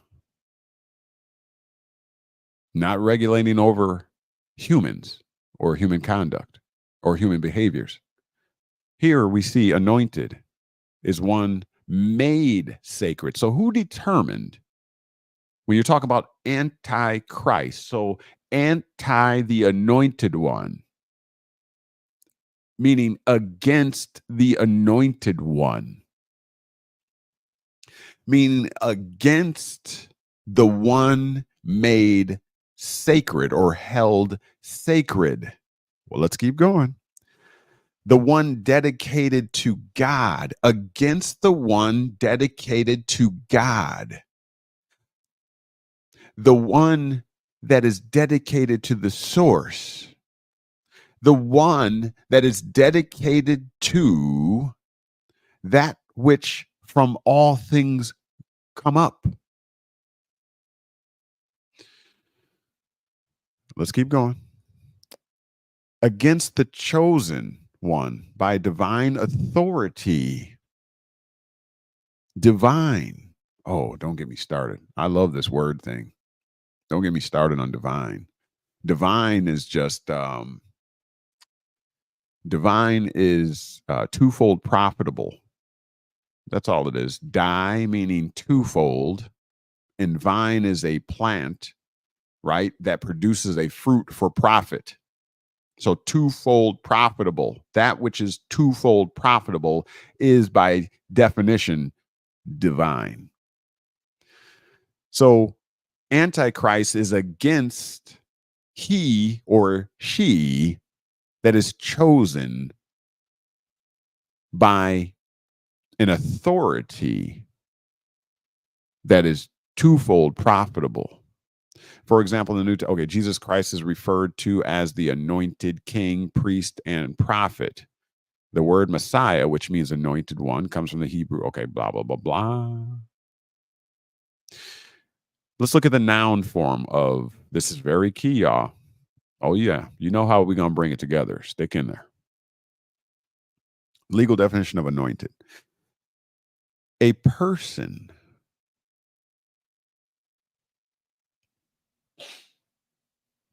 or people who have been chosen. These are anointed ones. Or declared chosen by the Creator, by their source. That's an anointed one.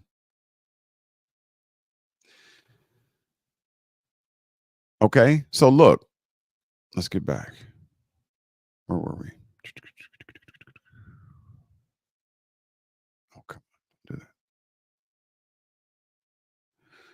So Antichrist would be against someone. Oh, come on here, y'all. Come on here. This is gonna hit. This is gonna hit hard. I expect them 777. Listen, y'all.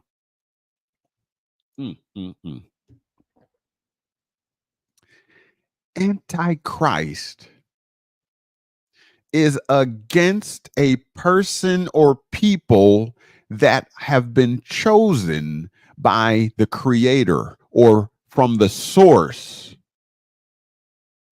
Humans were chosen. If you came by way of your mother through the matrix of the womb into this reality, you are anointed or a chosen one, a chosen people. A lot of them didn't make it.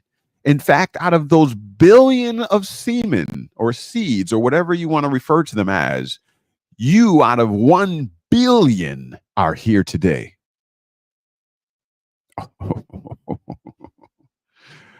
And man has been on this eternal quest to discover the source from which you came. You are God's. You are the anointed ones. And the system is anti-Christ. Christ, meaning against you as the anointed one. I'm going to let that set in for a minute. My glass is steamed up on that one. Wow. Wow.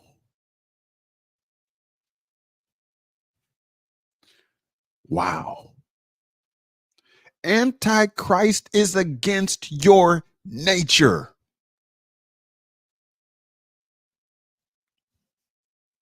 Got my preacher rag out now. Woo! Antichrist is against your nature. You are 1 in a billion.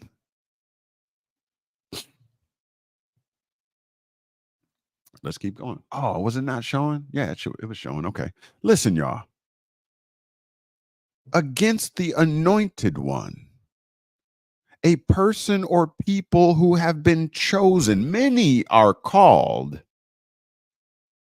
Many are called, the scripture says, but few are chosen.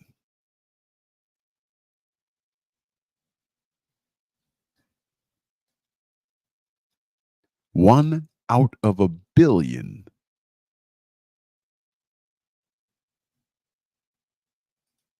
Hallelujah. You are 1 in a billion. Baby Production says, getting hot in her. Terry Camp, the bomb. Joseph Henson says 7, 7, 7. I feel myself getting stronger. Terry Camp says 7, 7, 7. All right, listen, y'all. I mean, it don't hit no harder than that.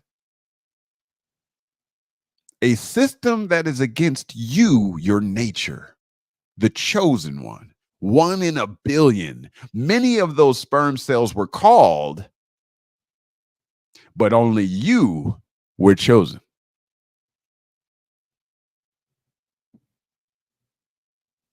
That is the Antichrist. Ye are gods. You are the son of the source or daughter of the source. And this system was constructed Antichrist against you.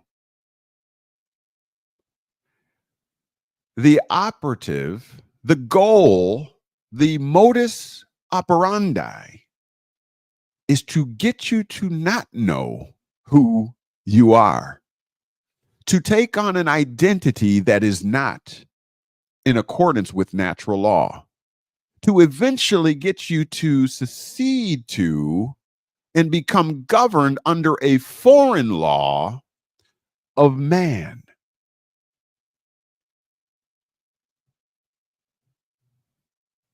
So that it can govern your conduct and make the determination as to how you should act and how your behaviors should be. Antichrist and its mark. And then you are branded like cattle. This is not an anti-government rant. I did not make this up. I'm demonstrating and showing it to you.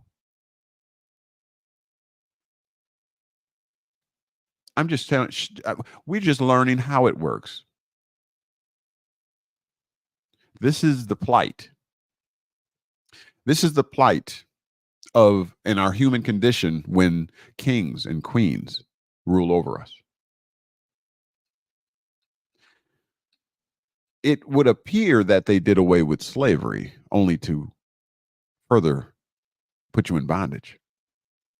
All they got to do is change the terminology. That's it.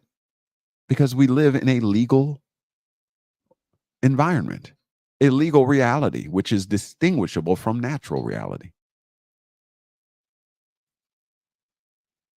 Let me show you the warning. Let me show you the warning we were given. All those years we sat up in church, 40 plus years for myself. And in that very scripture, or the scriptures, and in that very book, in that Bible, that you were holding that was supposed to be liberating you, it was telling you what happens when you let man rule over you. It says, behold, I set before you life and death. You choose which one you want. You choose. It's your choice. Freely walk into that contract. Freely. Your choice. Let me show you the warning that we got.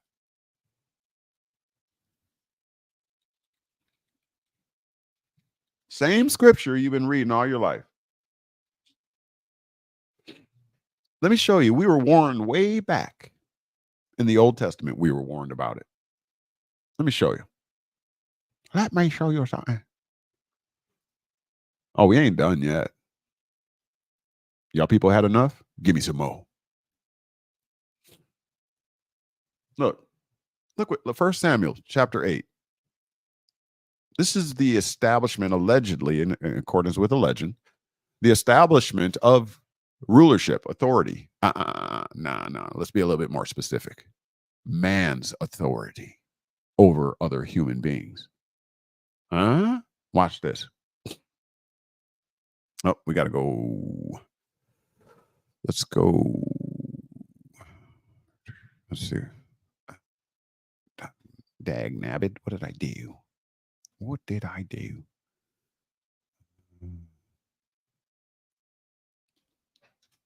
Let's see if that'll work. Okay.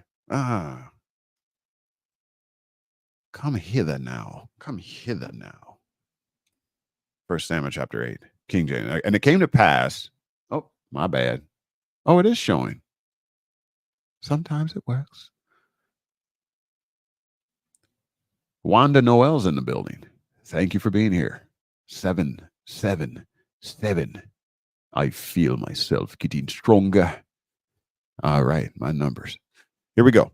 Look at this, y'all. We were warned about man's rulership, kings, queens, emperors being set over us, human beings. Natural law is meant to govern the conduct of humans, not statutes, not positive laws, man-made laws.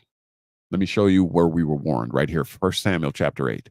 And it came to pass when Samuel was old that he made his sons judges over Israel. Judges, not kings.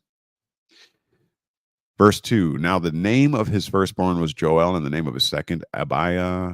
They were judges in Beersheba, and his sons walked not in his ways, but turned aside after lucre and took bribes and perverted judgment. See, even the judges. It just doesn't work. It just doesn't work. There's always corruption. Verse 4, then all the leaders of Israel gathered themselves together and came to Samuel unto Ramah and said, verse 5, unto him, behold, thou art old, and thy sons walk not in thy ways. Now make us a king. See, because the politics, it always breaks down. The love of money becomes the root of all evil. And I'm not just talking about United States currency. This was much older. It's just that pursuit of power. It always breaks down. There's always corruption. And so they're saying to Samuel, who was the prophet, the voice of God, right? Look, we need to reconsider this because men just don't act right. Give us a king. Make us a king to judge us like all the other nations. But the thing displeased Samuel when they said that, when they said, give us a king to judge us. And Samuel prayed unto the Lord. And the Lord said unto Samuel, listen to him, hearken unto the voice of the people and all that they say unto thee. For they have not rejected thee. Let me show you something here, y'all. Let me show you something. This is symbolic and metaphoric of the human condition. governments. We don't want to do the natural thing anymore. In other words, we don't like having to plant our own agriculture. We don't like having to teach our own children things. Put them in the public schools and leave the responsibility to them. We need a break. We don't like killing our own chickens and skinning our own animals and preparing our own meat. Give us the FDA to regulate that for us. Make us a king, somebody to rule over us. We don't want to self-govern anymore. It's no fun. We want to be like everybody else who has governments and dictators over them that tells them what to do, tells them how fast to go, tells them to wear their seatbelt or else. We want that way.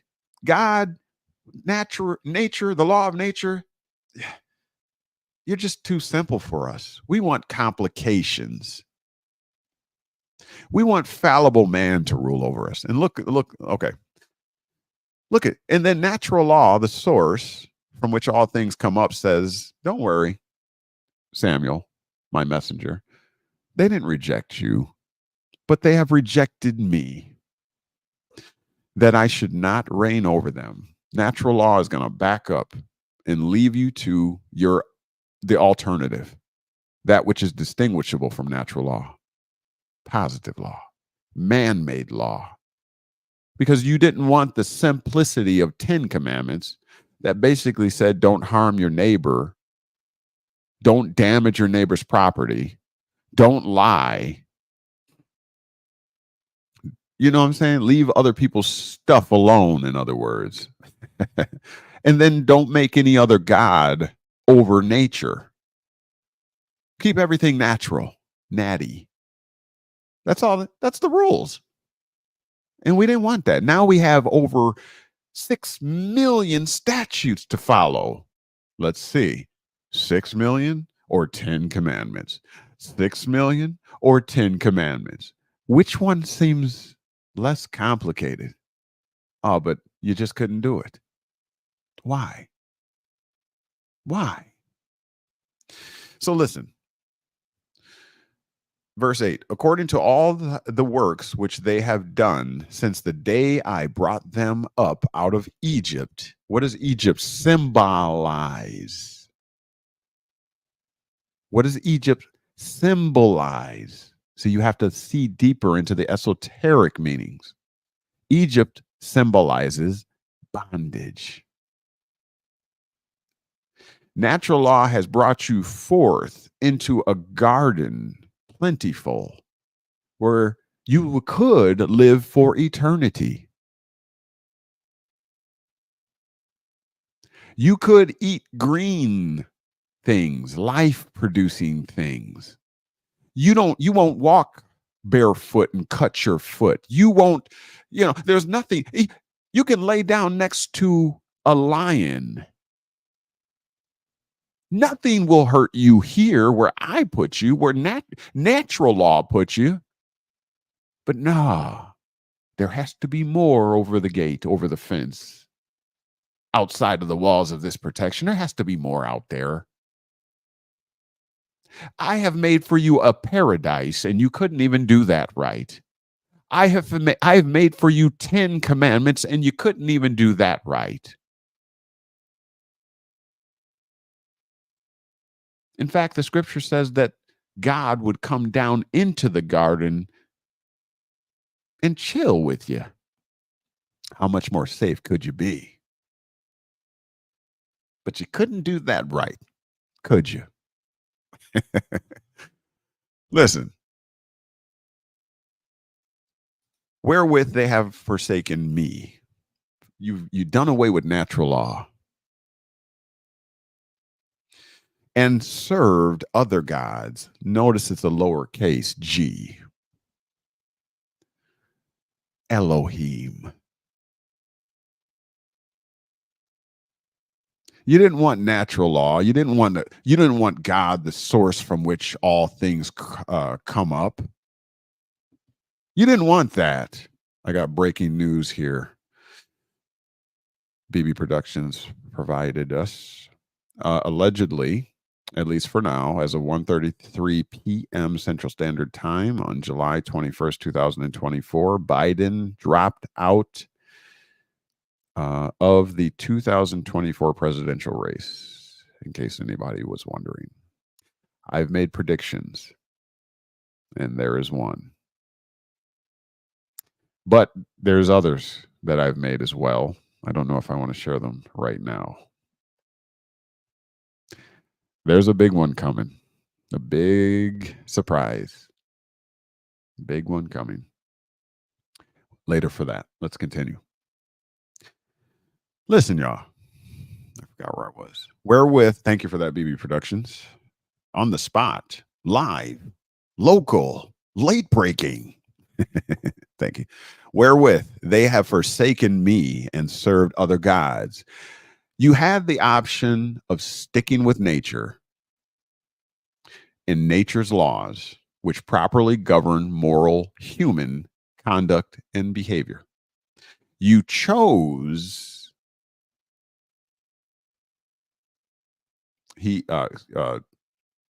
being Biden immediately endorsed Kamala Harris. Oh God.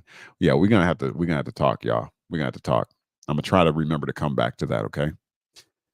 I'll share my prediction with you. So you gave up God as your source from which all things come up.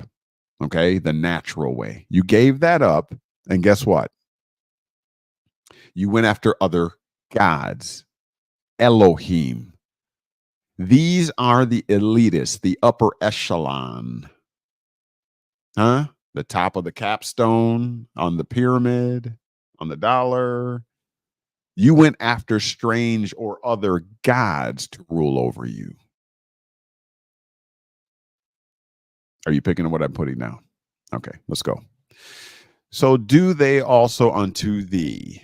Now, therefore, hearken unto their voice, verse 9, howbeit, yet protest solemnly unto them and show them, listen, here it is. This is the point. We were warned. If you want to replace nature, your alternative will be man's laws, positive laws. We are talking about the mark of the beast and the Antichrist.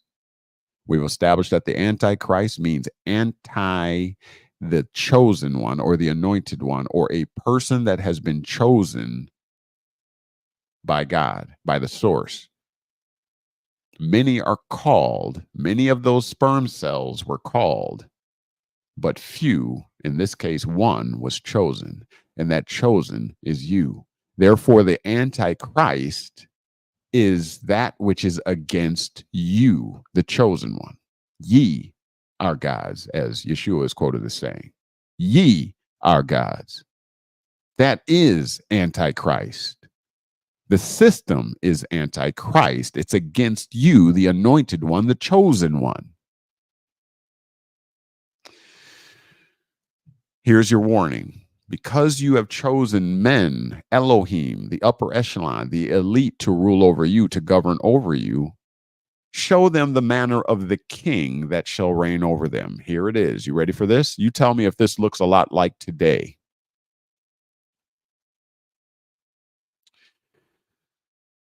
And Samuel, verse 10, told the words of the Lord unto the people that asked of him a king. And he said, this will be the manner of the king that shall reign over you. Here it is. Buckle up. He will take your sons and appoint them for himself. You ever heard of the draft? Uh-huh. You owe allegiance. That's part of your citizenship. There is an obligation as a citizen. And appoint them for himself, for his chariots, and to be his horsemen, his military collateral. And some shall run before his chariots. You see that all the time, right? You know, the beast. You know, the car that the president rides in. You see the CIA and all, or whoever, Secret Service running in front of his chariot. Verse 12, and he will appoint him captains over thousands and captains over fifties, and will set them to ear his ground and to reap his harvest, and to make his instruments of war and instruments of his chariots. And he will take your daughters to be confectionaries and to be cooks and to be bakers. Well, we kind of came out of that a little bit, but remember, women had an uphill battle fighting for equality and all that kind of stuff. And he will take your fields, your land, your farmlands, and your vineyards and your olive yards, even the best of them, and give them to his servants, his politicians. And he will take the tenth of your seed, form of taxation, and of your vineyards, and give to his officers and to his servants. That's why you pay taxes. And he will take your men servants and your maid servants and your goodliest young men and your asses and put them to his work. Well, remember, they were arguing, remember, if there was going to be an abolishment of slavery and all that kind of stuff. And they were arguing, saying, well, we have a right to have slaves and men servants and all that kind of stuff. Oh, it's all here. He will take a tenth of your sheep, another tax, and ye shall be his servants, and ye shall cry out in that day because of your king, which ye shall have chosen. Oh, excuse me, which ye shall have chosen you, and the Lord will not hear you in that day. This political environment is replete with the cries, against the government or what it's doing, what the people don't agree with. But there's no remedy coming as long as we are under kingships. This is a perpetual. Remember, they created the artificial person to provide a perpetual succession. The state is an artificial person, and it has a type of legal immortality, meaning it will live on forever, eternally. One system from the next, right? The Grecians, the Romans, the Egyptian empires, the U.S. empire, the English empire, whatever, Great Britain and all that kind of stuff. It's perpetual. It just keeps going. These are all artificial persons. Okay?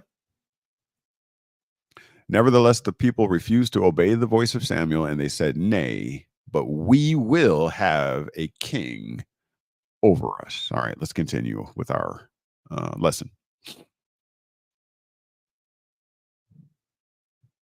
The Antichrist, again, is the system against a person or people who have been chosen. We the people. Let me share this here.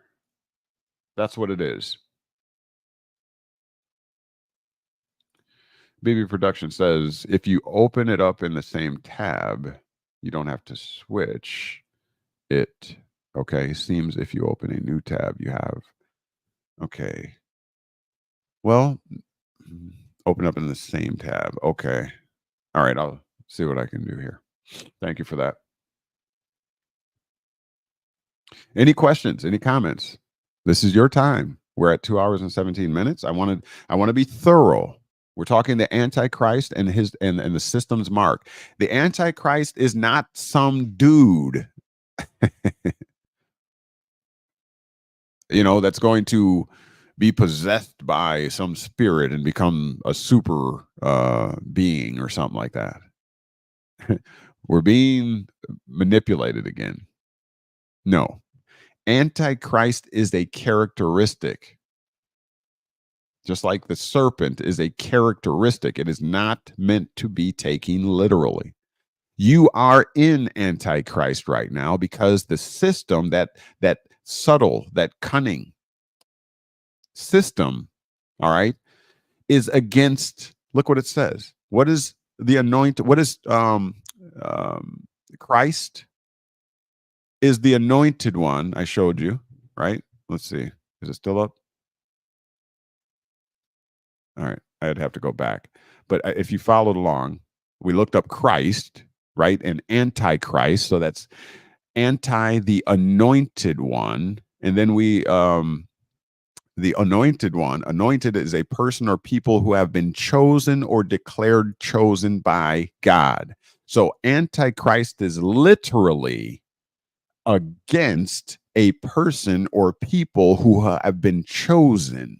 And we said that many are called, but few are chosen. And we liken that or used the very real situation of the sperm cells, which there are billions. And out of those billions came you. Many sperm cells were called, but only one was chosen. And so anything that goes against that one that was chosen is by definition anti-Christ, Christ being the anointed one, the chosen one. Yeshua said it best once again. Did not I say that ye are gods? See, but you've been tricked out of your godhood and told to look outside of yourself for Santa Claus, the Easter Bunny. And so someone else has taken your position and has exalted themselves to elite status. And now they have become the Elohim because you have been made subjects. You have not realized the difference or been able to make the distinction between natural law and positive law. Man-made law distinguished from God's law, nature. And when you do that,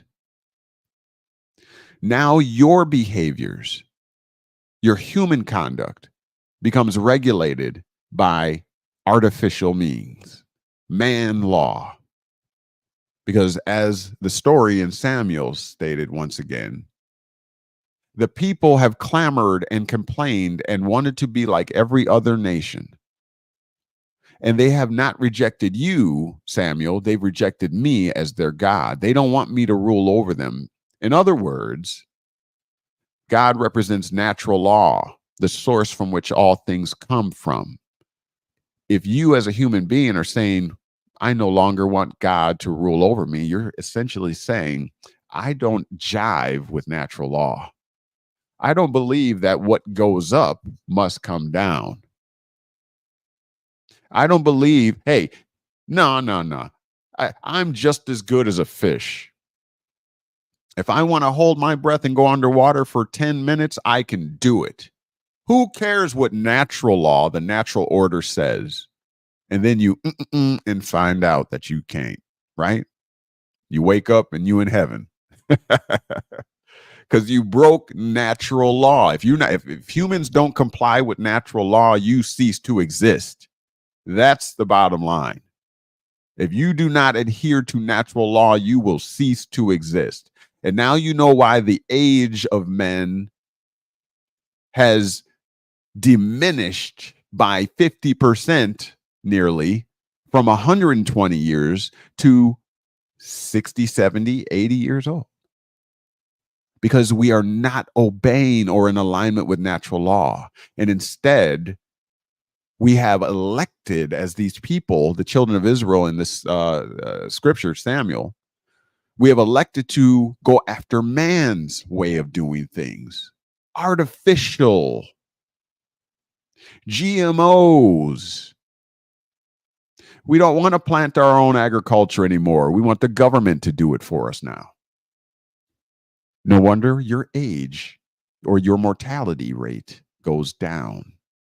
If you get plugged back into nature, into God's way of doing things, into the natural order, as opposed to the new world order, you'll start to live longer. All right, we got to wrap this up. Any questions? Now is the time to get them in. I think it goes without saying we're going to have to do this in multiple parts. So far, we've been fortunate. They have not taken anything down. I think I've been pretty responsible as far as the deliberation or how I state things to keep these things up.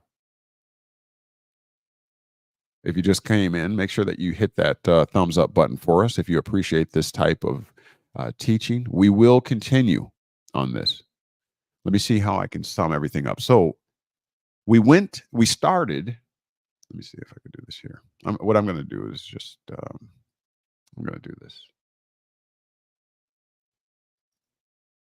Let's rehash.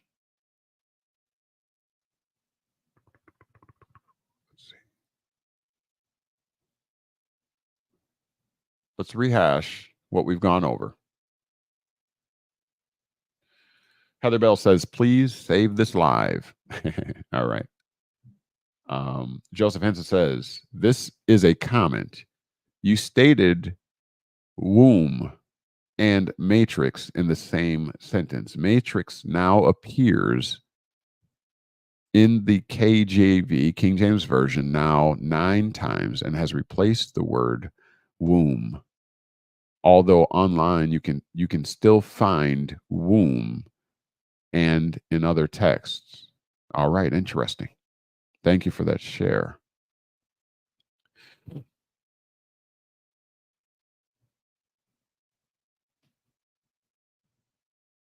Okay, interesting. Thank you. Okay. So in summation, we started by examining this gentleman here, William Blackstone, who is the author of the Commentaries on the Laws of England. Those commentaries, I think I gave you a date already, was authored about 1765.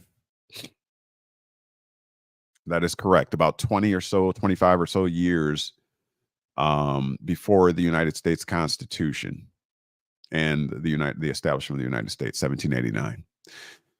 And so, with that being said, this gentleman was a jurist, a justice, and a Tory politician. So we wanted to make sure we were using a very reputable source. Okay. And these commentaries here on the laws of England, it is said, let me show you here in recap. Where was that at?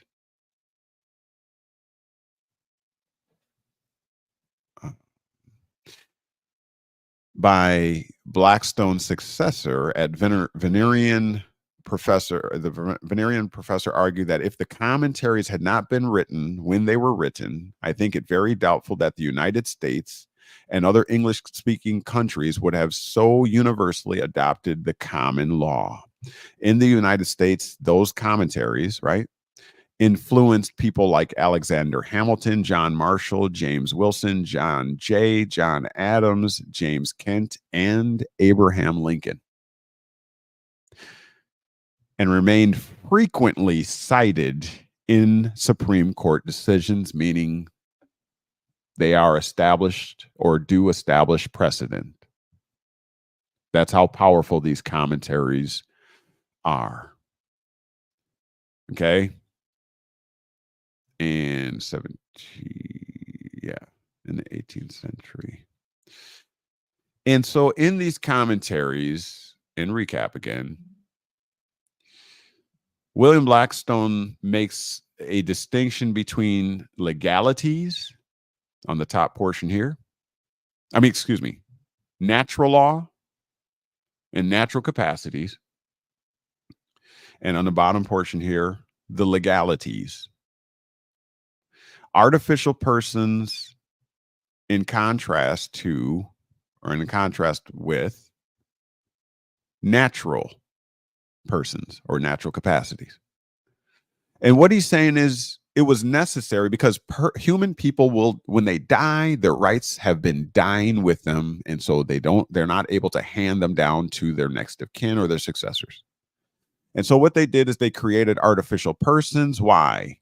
because they will provide us a perpetual succession, meaning we can perpetually, throughout generation after generation, store our assets in these artificial persons that have a legal immortality. They have eternal life, is what they're saying. Then it goes on to describe the types of artificial persons, aka bodies politics, which are also known as here cities, realms, or states, which have a type a type of metaphoric physical body. That's what a body politic is. These are artificial persons, states, cities, and realms that have a metaphoric body.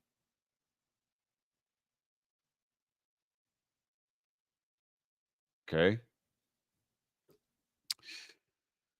Now, also corporations. And there's different variety of them subsisting, he says. There are corporations or these metaphysical bodies, metaphoric bodies, for the advancement of religion. Those you know as churches or cathedrals or whatever you want to call them. There are artificial persons or corporate bodies for learning, like universities and colleges. And there are those for commercial purposes and trade. Those are your corporations, LLCs, S types, C types, etc., etc. Okay? And these will forever preserve those rights of that person that may otherwise die. Okay? It'll also provide that person, okay, immunities. Okay, one of many benefits of forming an LLC or a corporation or an artificial person is that your personal, individual personal rights and assets that you had prior to establishing that entity remain insulated and untouched by, right, the corporate dealings. Because the corporate person is separate and distinct from the individual human. Let me say that again, just in case I said it wrong. The artificial person is a metaphysical or metaphor. I forget the term it used. What did it use? A metaphoric body. Therefore, it is not one and the same with the human body. Are you picking up what I'm putting down? Therefore, anything that metaphysical body obtains, or any rights or property that is stored therein or that is owned by that entity, belongs to that entity, not to your human body. And so moving on, it goes on to say, if those rights that are now protected and, by that corporate form, if they were graded only to those individuals of which the body corporate is composed, meaning the members of the corporation. If Terry, Joseph, Wanda, and I went in together to form a corporation, Terry might be the president, Joseph may be the CEO, Wanda might be the secretary, BB Productions might be this and that. Okay, we compose the body corporate, that metaphysical body, but we are all acting in sync, not individually. We are acting in sync as one. Remember the definition of universe. Universe means all turning as one, working in unity. That's what a corporation creates. Okay? So it says, if those rights that we're considering here which would ordinarily die with the person, the human person, right? If they were graded only to the president, only to the CEO of which the corporation is composed, would upon their death be utterly lost and extinct. See, if it came down to the president only, if the president held all the rights, then if the president died, all the rights would die with him or her. So that's not the way it works with a corporation. Okay? That's what they're saying. To show the advantages of these incorporations, let us consider the case of a college founded, for the encouragement and support of religion. I wanted to hit this again. We covered this last week, but I want to hit this again because this is very important. This is the third reason for corporations and artificial persons that you should understand and know.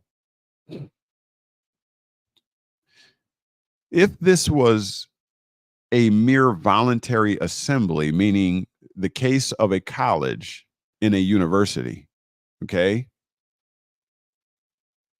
If it was a mere voluntary thing, the individuals which compose that college, they might indeed read, pray, study, and perform scholastic exercises together.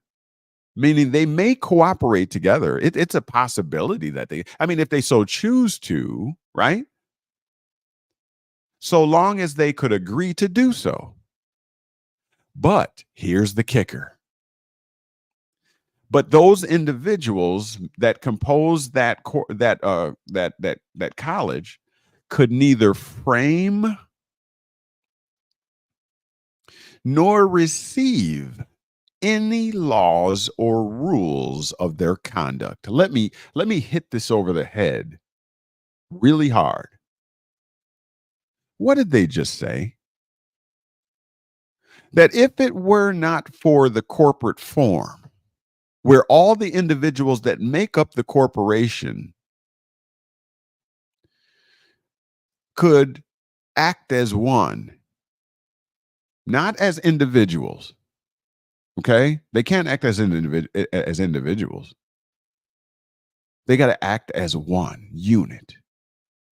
Because if they acted as one, if one of them died, all of the rights would go bye-bye with them.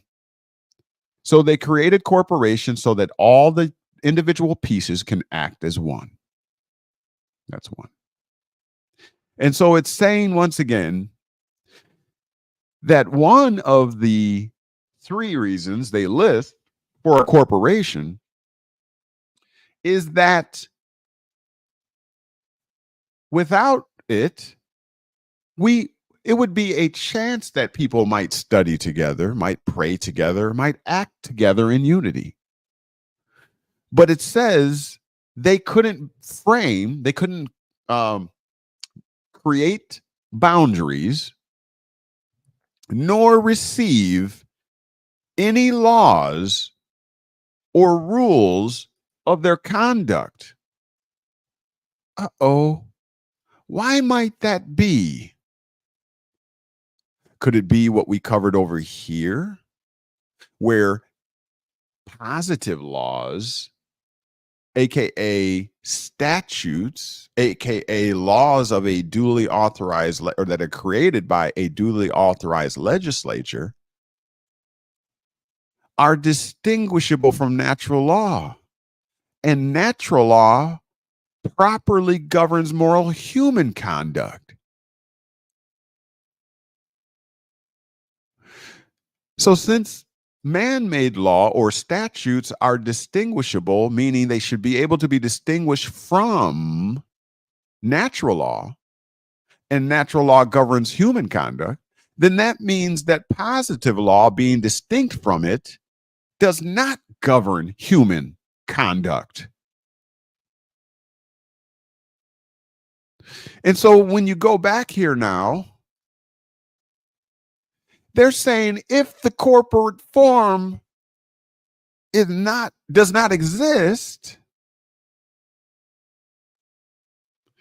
then there would be no regulation of their conduct. In other words, to say it a different way, we need corporations so that we can frame laws and rules of their conduct. Now, the question remains, is this a consideration of humans regulating human conduct? No. We're talking about artificial persons, which a corporation is. So this is not talking about humans.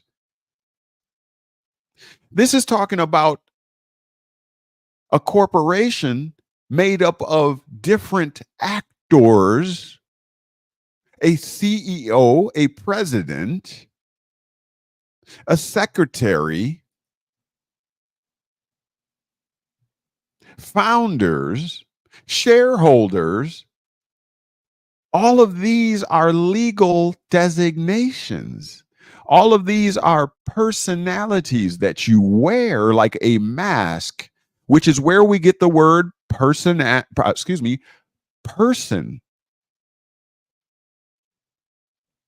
we get the word person from the legal term persona.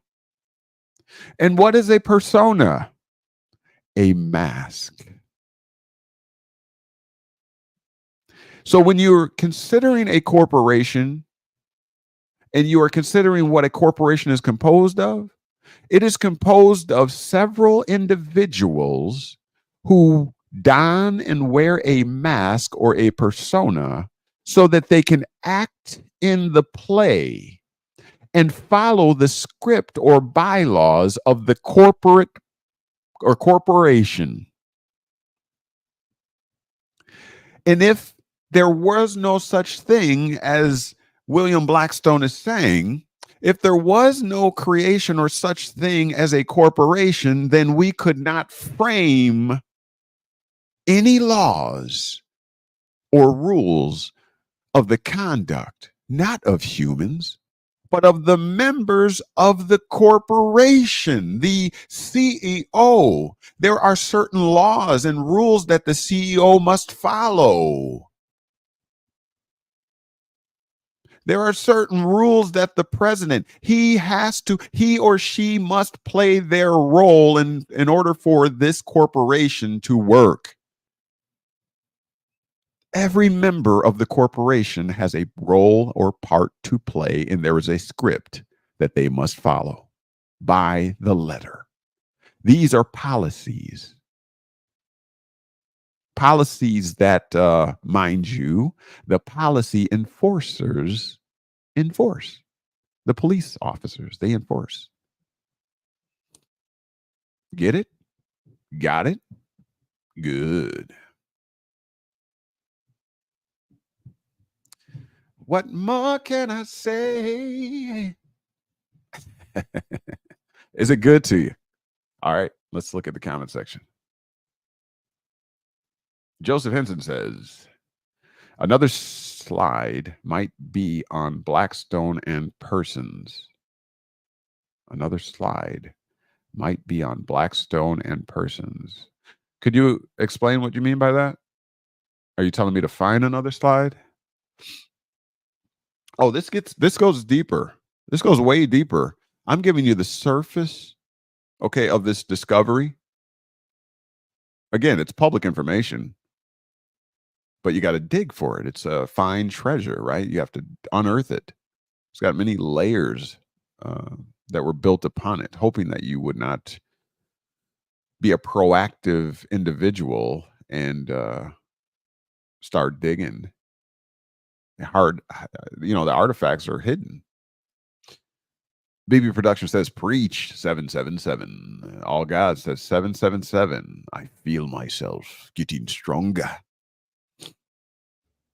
Is that enough, y'all? Y'all had enough?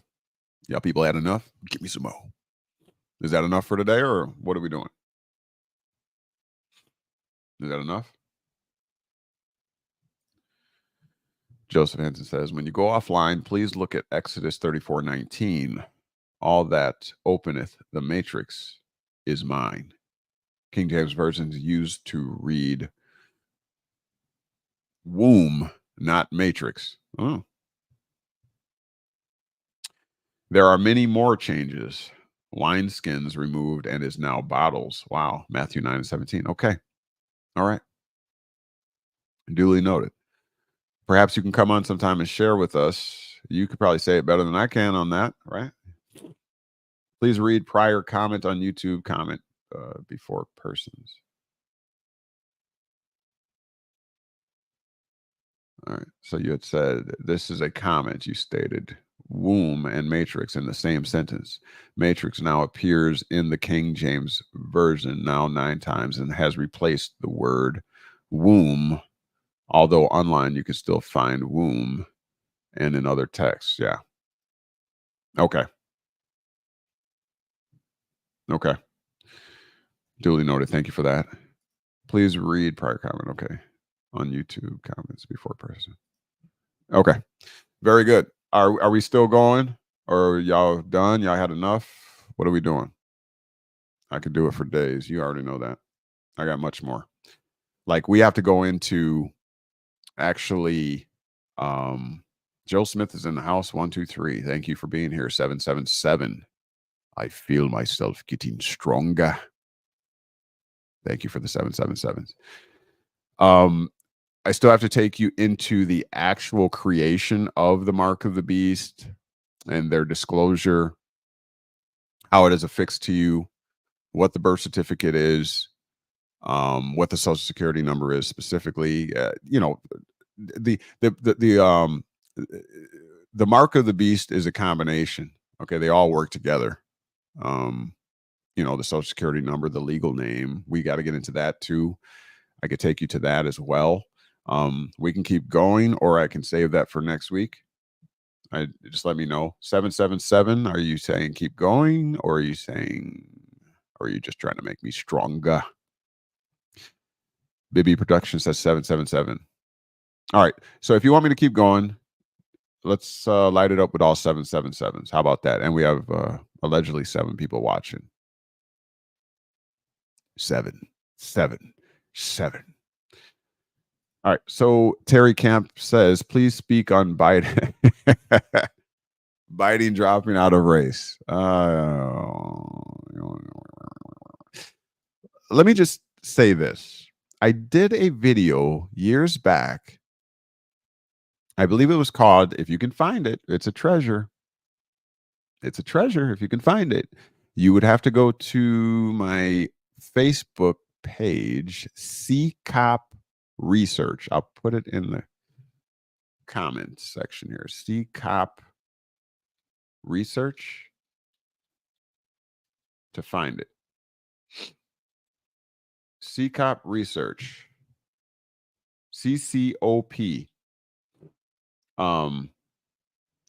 That stands for Constitutional Check on Power. That's what the Facebook page is. I don't maintain it, I don't think, anymore. I did probably 8, 9 or so years ago. But the content should be still there. CCOP Research on Facebook. Oh,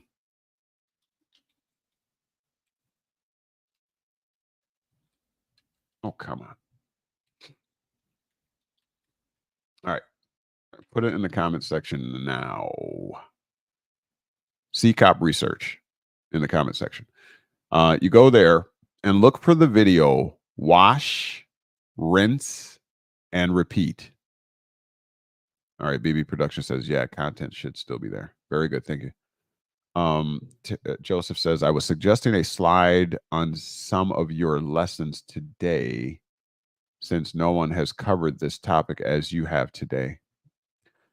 You were suggesting a slide on some of your lessons today. Can you, okay. What do you mean by slide? A slide. You meaning like put together like a outline? Is that what you mean? Like an outline?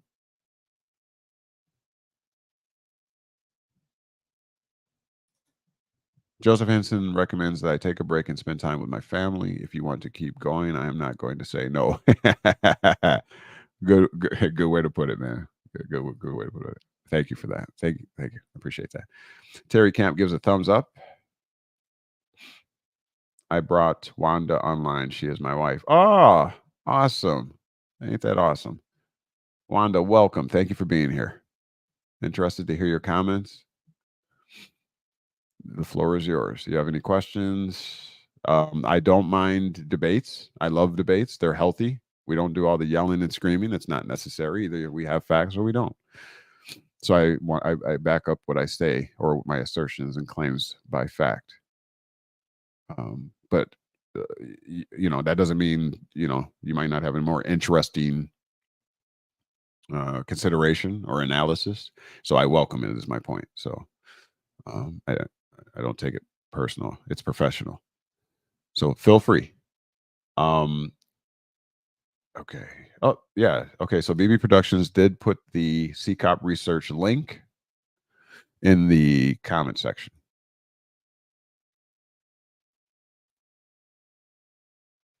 You see them on YouTube. The slides? Is that what you're referring to, Joseph?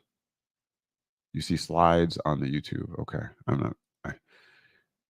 Maybe send me an email and kind of spell it out for me or something. You know where the email is, knowledgewell4u@gmail.com. Oh, it's right there. Hey, while we're at it, I know nobody wants to talk finances. Everybody's struggling and all that kind of thing.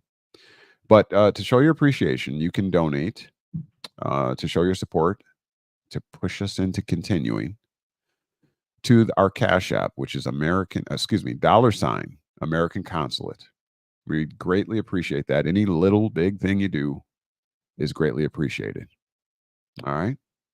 At our Cash App. Makes the time spent, it shows value.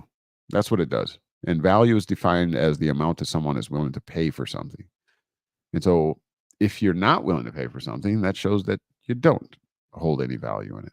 That's kind of how it works, just so you know. For your information, value is defined as the amount you're willing to pay for something. So if you appreciate this information, that could be one way you could show your love. The other way is to go on over to our, KnowledgeWell Media Square site. There you can find interesting topics and information and videos and t-shirts and cups and mugs and things like that, handmade by BB Productions or BB's Boutique. And definitely you will enjoy a deep discount if you tell them that KnowledgeWell Media sent you over there. BB Productions will be dropping the link in so that I can put up for you in a moment. So yeah, that's another way that you could support. And actually, you get, if you don't find this as getting something in return for a donation, then at least there you get, products, items with our brand on there, showing your support. Who knows? One day we may be worldwide. You could say, I got the first products of KnowledgeWell Media, et cetera, right? If you're into that trendy stuff. BB Productions right here. This is where you go. The link is in the comment. bbs.boutique.square.site. And everything is handcrafted there. Beautifully done, professionally done. And it's a great way to support. We get, a cut here for KnowledgeWell Media, obviously. But they will do a bang up job for you. And it's a great way to show your support. Support local business, small business. They've been hit really hard. And they are the infrastructure of our communities, whether you realize it or not. Okay? So I guess that was a little commercial break. Let's see here. Yep. All right. So we were doing our summation. Let's see where we're at. So this is the purpose for the corporation, without which, again, there basically is no framing of any laws, meaning those positive laws that are said to regulate conduct, but now we know not human conduct, because natural laws are designated as such or for such reasons. So positive laws, did I show you? They're obviously to govern the antithesis to humans, the Antichrist in relation to humans. What is Antichrist again? Against the chosen person or people. We the people. That's Antichrist. That's the definition. You were chosen 1 out of a billion sperm cells. 1 out of a billion. You're the chosen one. Ye are gods. And so anything that comes against you in the natural order is considered against the chosen one. And so with that being said, positive laws were never meant to govern over humans, but over artificial persons, corporations, legal bodies, metaphysical bodies. You need evidence? I'm your Huckleberry. Watch this. You want evidence of what positive laws we're supposed to govern over? Here you go.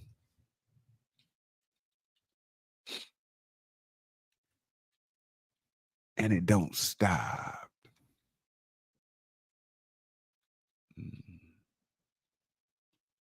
You want evidence of what positive laws were intended to govern over? Watch this.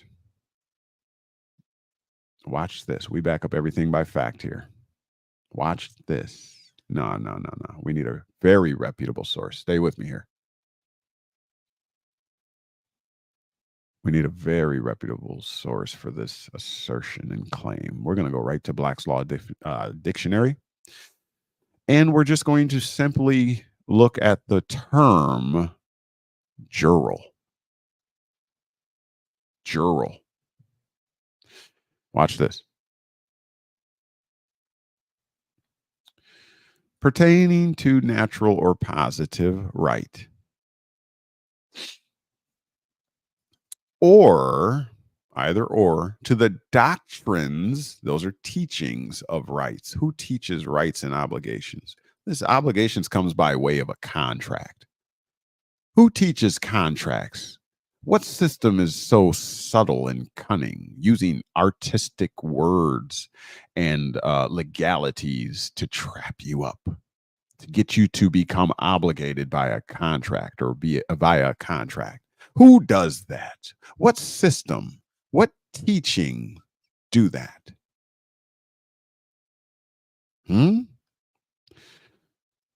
What teaching asserts rights, civil and political rights? What system does that?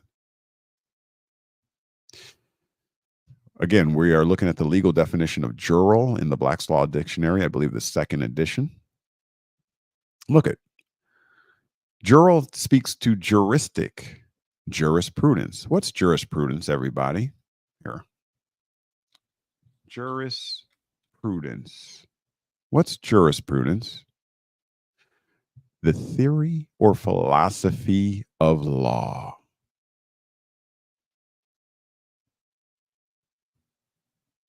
The theory or philosophy of law, or can you say the beast system? Oops, did I say that out loud?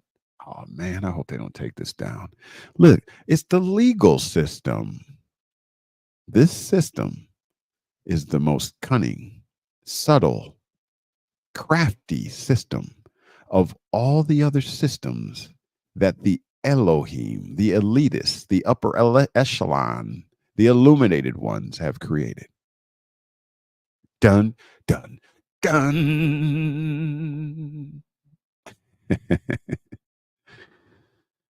They might take this one down.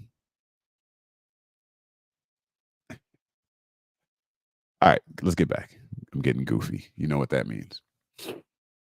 Listen, y'all. Jural. Of or pertaining to the legal system. Juristic. That is a characteristic. That's why the istic is on the end, meaning it's a characteristic of law. This is jural we're looking at. Watch how I bring this home, y'all. Watch how I bring this home. I'm going to hit you over the head real nice, something like, watch this. Juridical. Uh-oh. Watch this. Jural is, remember these right here. I'm gonna hit it real hard. Watch this. Remember those terms right here. Jurisprudence, juristic, a characteristic type, right? Juridical. Remember those. Don't forget it. Watch this. Nobody's talking about this. Nobody's talking about this. Give credit to where credit is due. Don't let nobody steal our stuff, y'all. Okay? You see somebody on this now after today, you make sure you let them know in the comment section where they got it from. Don't let them steal our stuff. We work hard over here. And we little, but we hit hard, don't we? Nobody hits like KnowledgeWell. All right, here we go. Jural. Let's bring it home, y'all. Watch this. We're answering the question. If natural law governs moral human conduct, then what does positive law govern? Man-made law. Statutes, codes, ordinances, enactments of a duly authorized legislature. What do they govern? I almost felt like singing it. What do you think? Remember that? No. I just dated myself. Let's get back. Listen. Jural. Jurisprudence, juridical. Remember those terms. Watch this. What is jural? Recognized. You should use this term this way. I recommend. Recognized. Recognized. See, they obfuscated the word by taking the accent off of the term.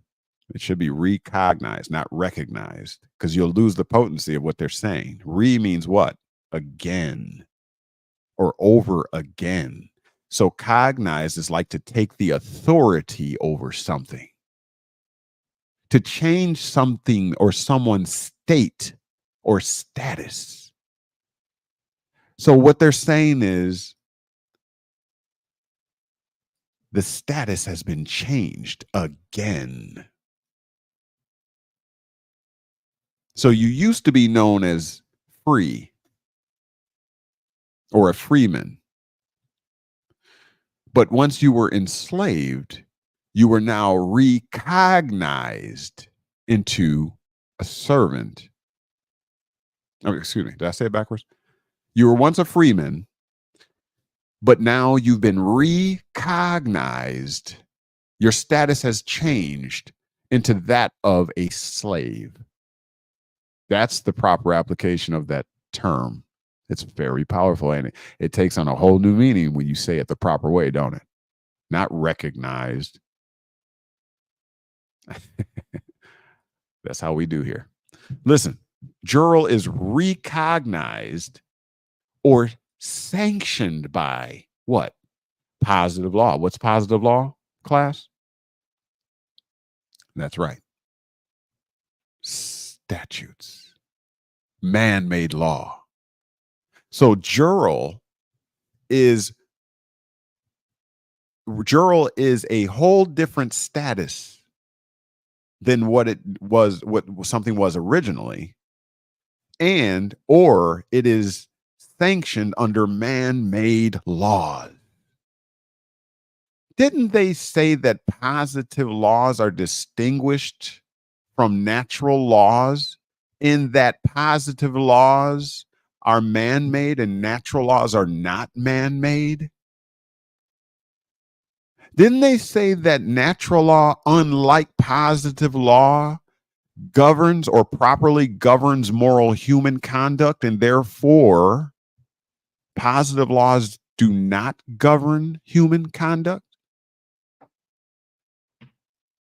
And so if positive laws do not govern humans in their conduct, then what do they govern? Oh, that's right. We're looking at it.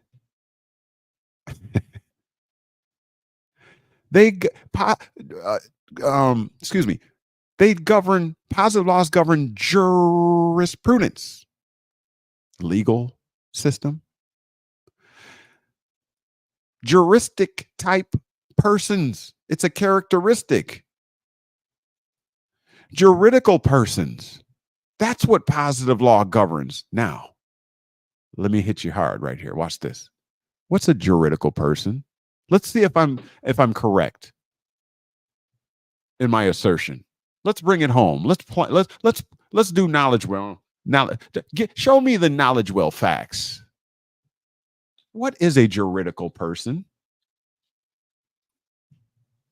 I dare you to say I'm not consistent. I dare you. This is anointing here. You know what I'm saying? This is anointing. This is anointing. Watch this. What's a juridical person? What type of person is this? What type of person has this type of characteristic? Watch this, y'all. What's a juridical person? This is how we're going to end. We're going to end with this, and then we'll pick up next week. I got to let y'all go eat. I didn't even eat. Wait a minute. I haven't eaten. Y'all got me working for nothing. I ain't even ate yet.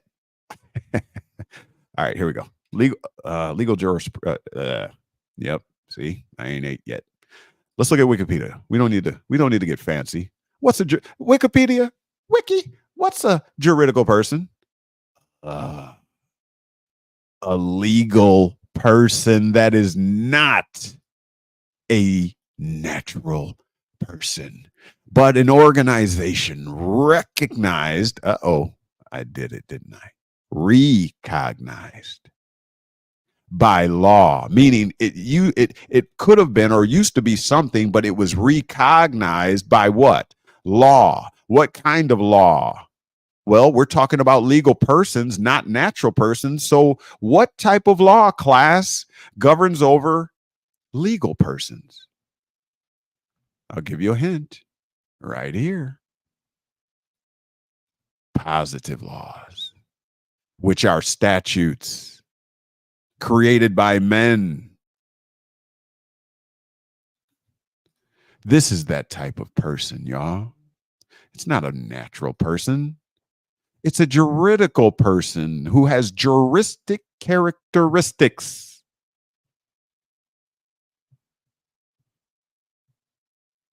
It's a type of organization that takes on a new status that is assigned by positive laws. It becomes a fictitious person, such as a a corporation. Isn't that what William Blackstone said here? That they created a type of wait. Where is it at? Where's it at? Right here. Didn't they say that they created artificial persons for what purposes? For perpetual succession. To enjoy a kind of legal immortality. And that these artificial persons are also called bodies politics, bodies corporates, corporations, right here. Huh? And now they dare tell us that a juridical person is a corporation. Not a natural person. It is organized by positive laws which do not govern human conduct. Lord have mercy. Lord have mercy. Other terms include artificial person. Ain't that what Blackstone said? That's why I had to make sure that everybody understood under the sound of my voice that when I'm referring to this man from the 1700s, 18th century, that I have every legitimate right to do that. Because he's very reputable, and he, with his brethren, concocted and constructed these things from the laws of England. That's why they're called the commentaries or treaties on the laws of England. And that subsequently, 25 or so years later, are you peeking? What are you doing down here? That the United States used those commentaries on the laws of England to create what you have today, the United States Constitution and its laws. I see you back there. What are you doing back there? Are you helping me? All right. All right. I guess that's my, is that my notification? Sounds about right. So, okay, I'll be done in a moment, okay? All right, so check this out. We got to end up. I've been given the notification. What was my point? Anyways, let's get back real quick. We'll end like this. A juridical person is a legal person. We've already established that, okay? And William Blackstone, along with the founding fathers, yep, George Washington, you saw it, even mentioned John Adams, all the founding fathers it was mentioning, right? Or most of them, or some of them. You see, I have put the pieces together for you. I have put the pieces together for you. And so with that being said, this United States that you are a citizen, a member of, is based upon this right here, this ideology, this foundation, the laws of England. Who found it necessary to create these artificial persons? Why? Because if they didn't do it, how could they frame any laws that would control you?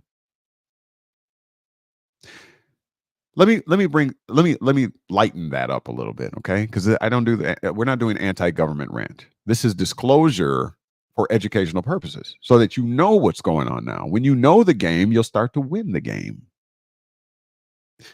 So with that being said, they go on to say, and I should have finished it off. Let me finish it off real quick for you here. I don't like doing half jobs. Watch this. Where were we at? Okay, so remember they said that you couldn't frame nor receive any laws or rules of your conduct without the corporate form. You ain't gonna always work together if we don't make you work together. Watch this. They can't make any laws, positive laws, right? Man-made laws. How are they gonna make laws that regulate you? The Congress and or the House of Representatives and the Senate and all that. How are they gonna make you do something?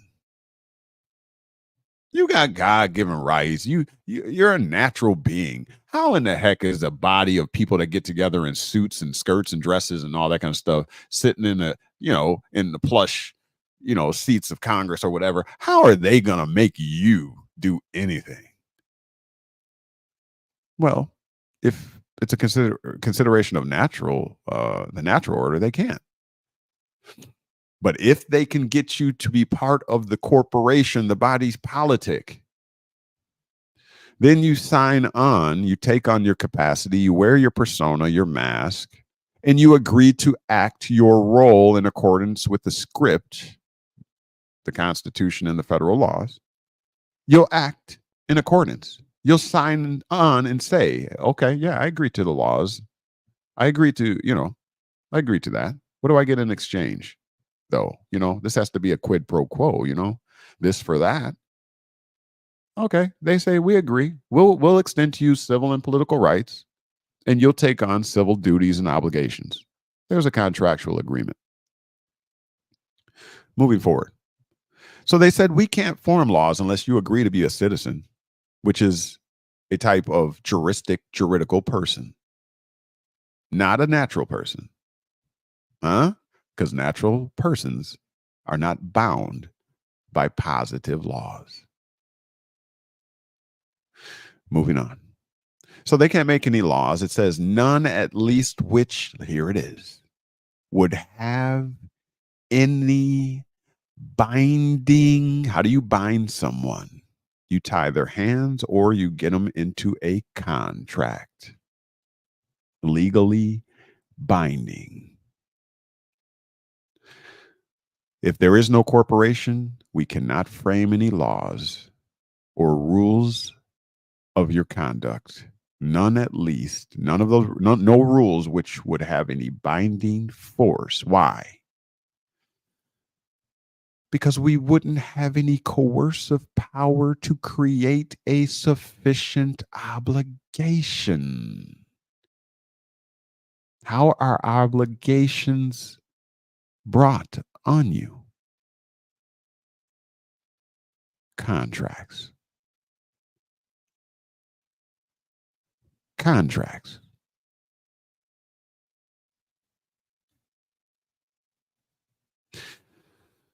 All right. Again, the contracts are with the juridical person. The laws are leveled against the juridical person, not the natural person. The laws are leveled against and create a coercive obligation upon the legal person, not the natural person. The legalities, positive law, and actions of a duly authorized legislature, aka statutes, are against the organization which has been recognized by positive laws, not a natural person, but a fictitious person such as a corporation. Other terms include artificial person, corporate person, juridical person, judicial, I should say, person, juridical person. Remember I said juridic person or juristic person. I told you. So what does positive law regulate, govern over? These type persons. Once again, juristic, juridical persons. These are legal persons, not natural persons. Can I get an amen, hallelujah, and a whole bunch of 777s? If that hit hard, of course. I'm looking at the comment section. I mean, who's saying this, y'all? Who's doing it like this? Huh? Who's doing it like this? And now, this commercial break. One moment. Comment section. All right. Again, go on over to BB's boutique.square.site and support us by picking up some of the articles that were handcrafted, handmade, in-house. Let's just say BB's boutique. And use the discount code KW for KnowledgeWell 777. I love it. I like it. I want more of it. BB KW 777 BB for an extra 10% off at BB's boutique.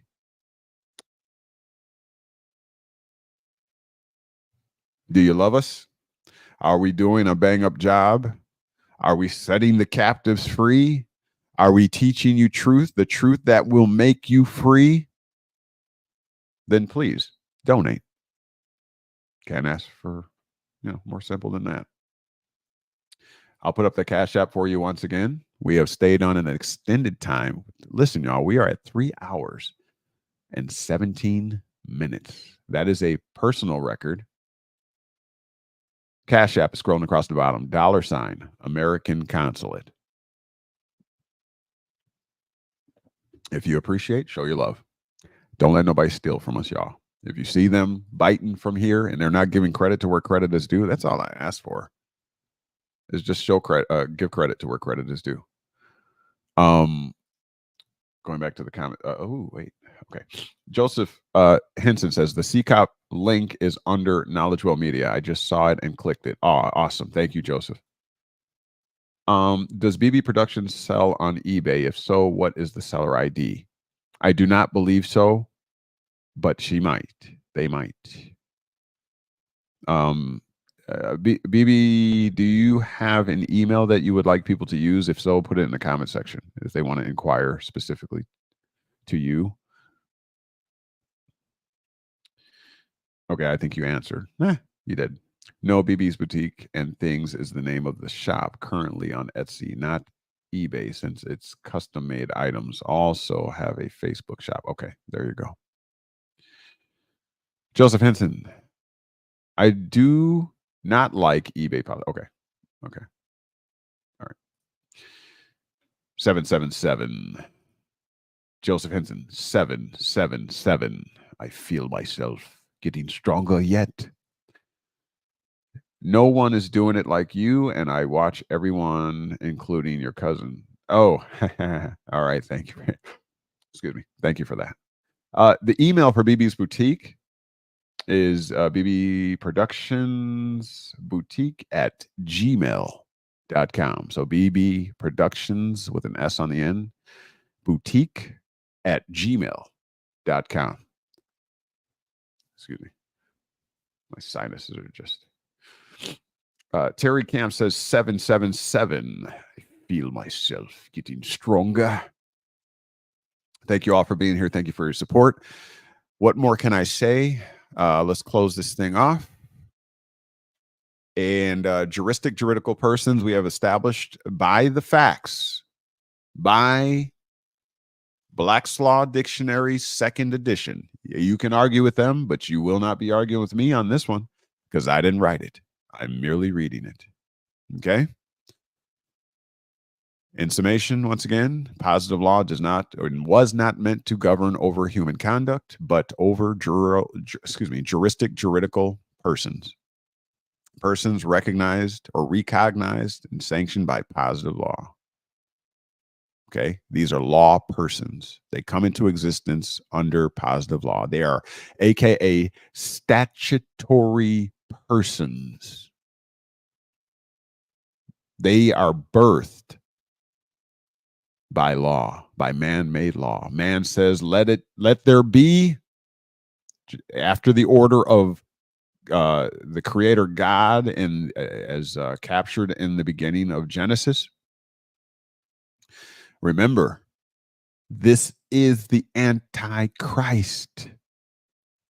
It's against you being the anointed one, the one in a billion sperm cells that actually made it in and fertilized. That is you. Yeshua said, ye are gods. That is you. And so anything that comes against you, remember how the scripture says, no weapon formed against you shall prosper? That is because ye are gods. Ye are the head and not the tail. That's why. And anything that attempts to do so is considered and should be considered Antichrist. It is against the anointed one in you. And so this is what the legal system, the beast system, the serpent has done. They have essentially sought out to replace you by a paper being, a juridical person, a juristic person, a person that has become a person under recognition of positive law. That is the Antichrist. You are not looking for a Turkish or Iranian man to come forward and be possessed with a demon and all of a sudden inherits all these powers. You are being deceived. That is the deception. That you don't even recognize that you are, in fact, as Pinocchio says, to quote, a real boy. I'm a real boy. They sit back laughing at you. In the movie The Matrix, Neo walks to the mirror and looks at himself in the mirror, as the scripture says, as a man beholding himself in a mirror and does not even recognize himself. Neo's looking in the mirror. Remember in the beginning when he takes the red, he had the option. Remember life and death. Okay. I set before you life and death. Choose life. Yeah, they were all over it.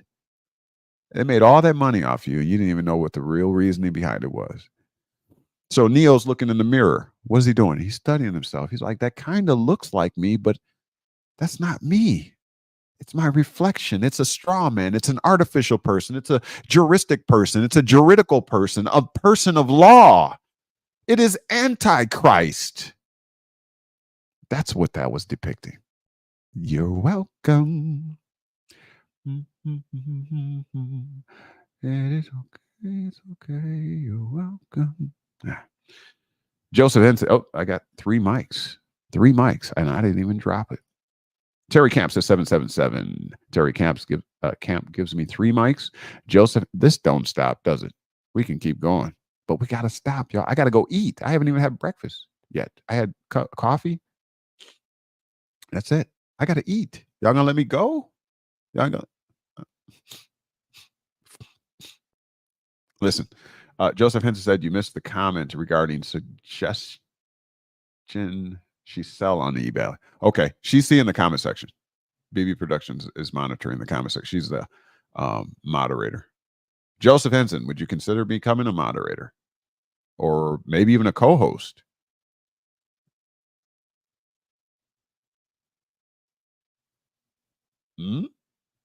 Talk to me. Talk to me. Hit me up. KnowledgeWell Media. Let's talk. Anyhow, we good? We good? I don't know what to do from here. I ain't never been here before. 3 hours and something minutes. I haven't been here before. Are we good? Positive law. This is Antichrist right here. Now, okay. Well, let me finish this here. Embraced within or covered by the rules and enactments of positive law. See? The rules and enactments of positive law, consistent with what we saw over here. What is positive law? The enactments of a duly authorized legislature. Consistent. I like consistency. I love consistency. Isn't that great how that works? When truth is truth, it ain't that hard. It's consistent. This ain't that hard. This is jural. The rules and enactments of positive law. Those are statutes. Thus, the jural sphere, watch this, y'all. Here's another distinction, is to be distinguished from what? The moral sphere. What is the moral sphere? This is God's law. This is natural law. See, they further tell you that one is distinct from the other. Jural is positive law. The moral sphere is obviously moral law, natural law, God's law. The latter being moral law, denoting the whole scope or range of ethics or the science of conduct. Whose conduct? What conduct? The science of conduct. We already found it right here.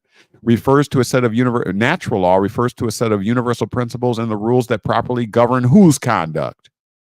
Moral human conduct. Not the conduct of juristic, or juridical persons or persons of law. Moral law, human conduct. Furthermore, the former, talking about the jural sphere, the former embracing only such portions of the same as have been made the subjects of legal sanction or recognition. Listen, the jural sphere encompasses only what has been made the subject of legal sanction, not natural law. What has been made? Oh my God, y'all. Listen, y'all. Watch this. Remember we looked up the definition of citizen? Oh my God. Oh my God. Stay right there. Don't move. Don't move. Stay right there. Don't move. Where's my weapon at? Where's my my legal dictionary? Hold on. Stay right there. Don't move. I ain't gone nowhere. Let me show you the consistency of teaching here at KnowledgeWell Media. Stay right there. Let's see if y'all remember this. Stay right there. Don't move. I'm going to show you how we do here. Consistency. Consistency is key. Watch this. Let me show you how consistent I am. You saw what it just said, right? The jural sphere, the sphere of juristic, juridical persons, persons of law, commercial beings, corporations, statutes, codes, and ordinances of a duly authorized legislature, civil laws, all of that stuff, right? That's within the jural sphere. It's distinguished from the moral sphere, which is where natural law is. This sphere here, the jural sphere, it only embraces, I want you to remember this right here. It only embraces that which has been made, man-made, the subjects of legal sanction, or recognition. Now watch this. Remember that. Remember that? Watch this. Watch this. Watch this. Let me show you the consistency. Watch this. Stay right there. Don't move. Don't move. I'm going to take you to another source. We ain't even going to do digital warfare right now. I'm going to take you to the book. I'm going to take you to the book and show you how consistent this is. Watch this. If this works. Oh, is it? Hold on real fast. I got to do my mic here real quick. Stay right where you are. Don't move.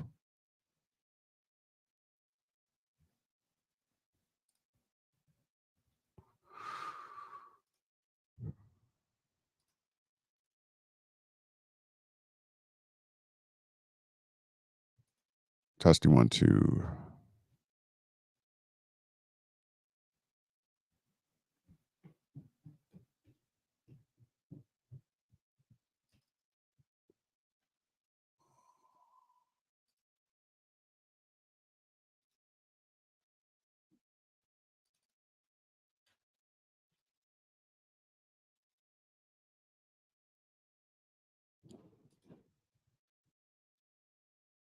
Testing 1, 2. Testing 1, 2. Testing 1, 2. Testing 1, 2. Testing 1, 2. Can you hear me?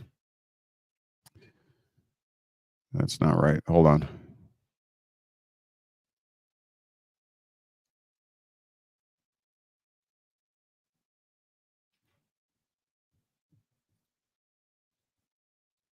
Testing 1, 2. I'm not hearing myself. I don't know why. Hold on, y'all. I'm working on it. Hold on. Because you need capture 1. Capture 1. How do I get to capture 1? I'll do it faster. Okay. No. You're on the wrong side. Okay. So go to document cap. Mm-hmm. This one, trash it. Yeah. We need to add your input capture as Okay, there we go. the regular one. Yeah. Or the Okay. Testing 1, 2. Testing 1, 2. switch transition. All right. Oh, that's okay. All right. Very good. Thank you. Thank you.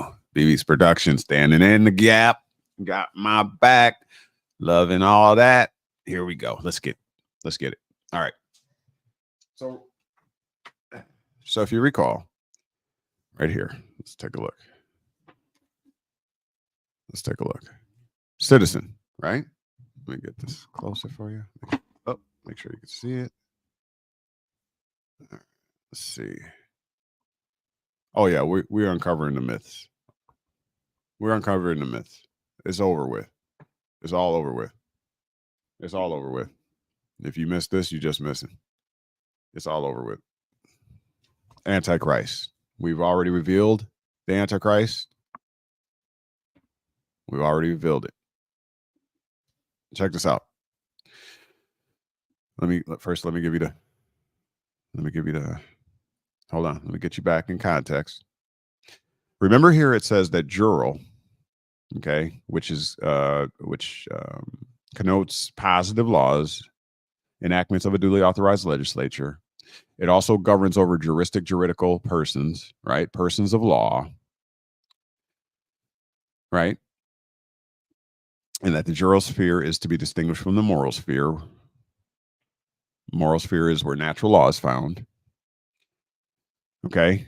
But it says that jural embraces only such portion of the same as have been made the subject of legal sanction or recognition. So this is something that has been made, recognized. Remember, recognize means to change the status of something into something else. Remember that? Okay, good. Watch this. So the jural sphere embraces things that have had their status changed,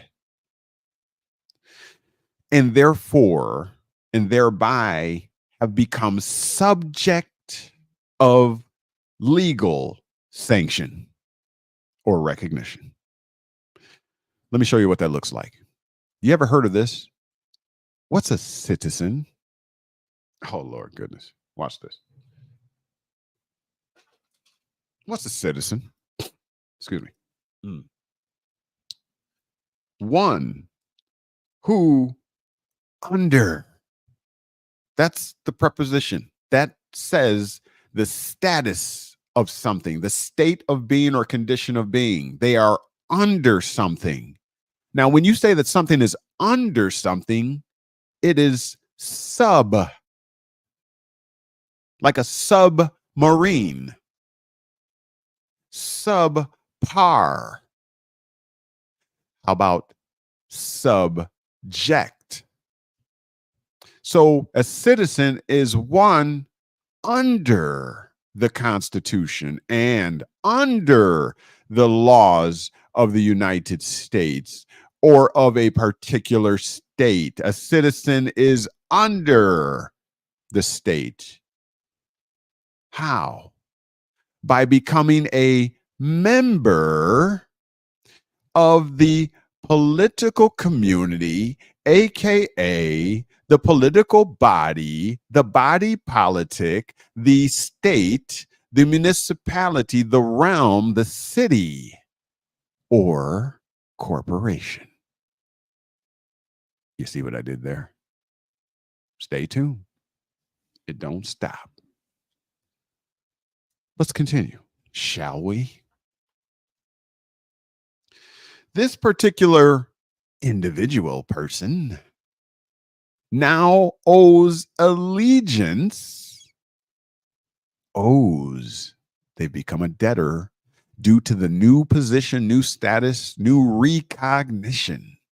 Now they owe allegiance and being entitled. Yep, you were given the birth certificate, the social security number, driver's licenses, etc., etc. Those are documents of entitlement. You're entitled to the enjoyment, have a good time, of now full civil rights. What did you have prior to taking this membership? You didn't have civil rights because you weren't entitled to them at that time. But because of the recognition in taking that citizenship, you now have been invested or inherited something from your master. But you had to be marked first. You had to be part of Antichrist. Watch this. All persons born, these are who are Antichrist. These who are mouth is getting tired. These are they whom have taken the mark, who have been stamped, aka branded by the beast's mark, labeled, recognized. Here they are. All persons, yeah, you know that already. All persons born or naturalized in the United States. Let me ask you a question. since we are talking legalities and the United States is established upon the laws, American jurisprudence, the legal system, aren't we talking about the United States as a legal artificial person? Let me ask you another question. Are natural persons or humans part of a legal entity? No. We've already determined, we've already proven that there is a distinction between natural and positive laws. That positive laws have nothing to do with human conduct. Is the United States human reality or a legal artifice or artificial person in and of itself? So how can this person, this type person, be a human? It says all persons born or naturalized in the United States. How can you be born in an artificial realm as a human?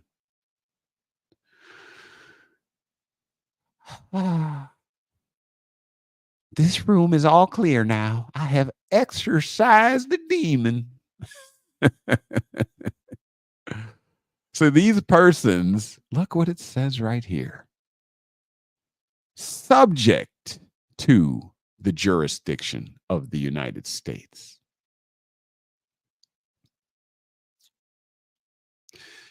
Just answer me one question. Is the United States an artificial person?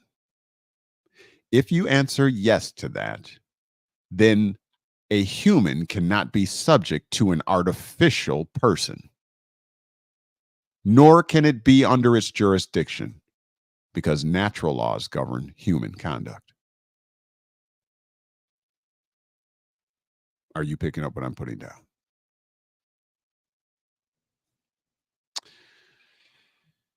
So, in context, has this particular person been made the subject of legal sanction or recognition? Let me ask you again. Has this type person, the citizen, been made, constructed, formed, antichrist, anti-human, the subject of legal sanction? I think so. And here's how we know.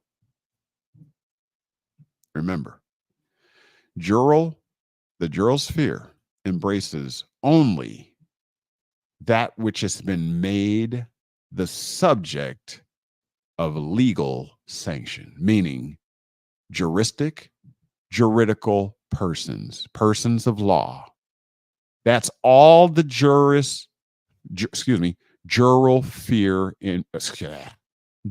sphere embraces. That's it. Nowhere in here will you find anything about humans or natural law. Get it? Got it? Good.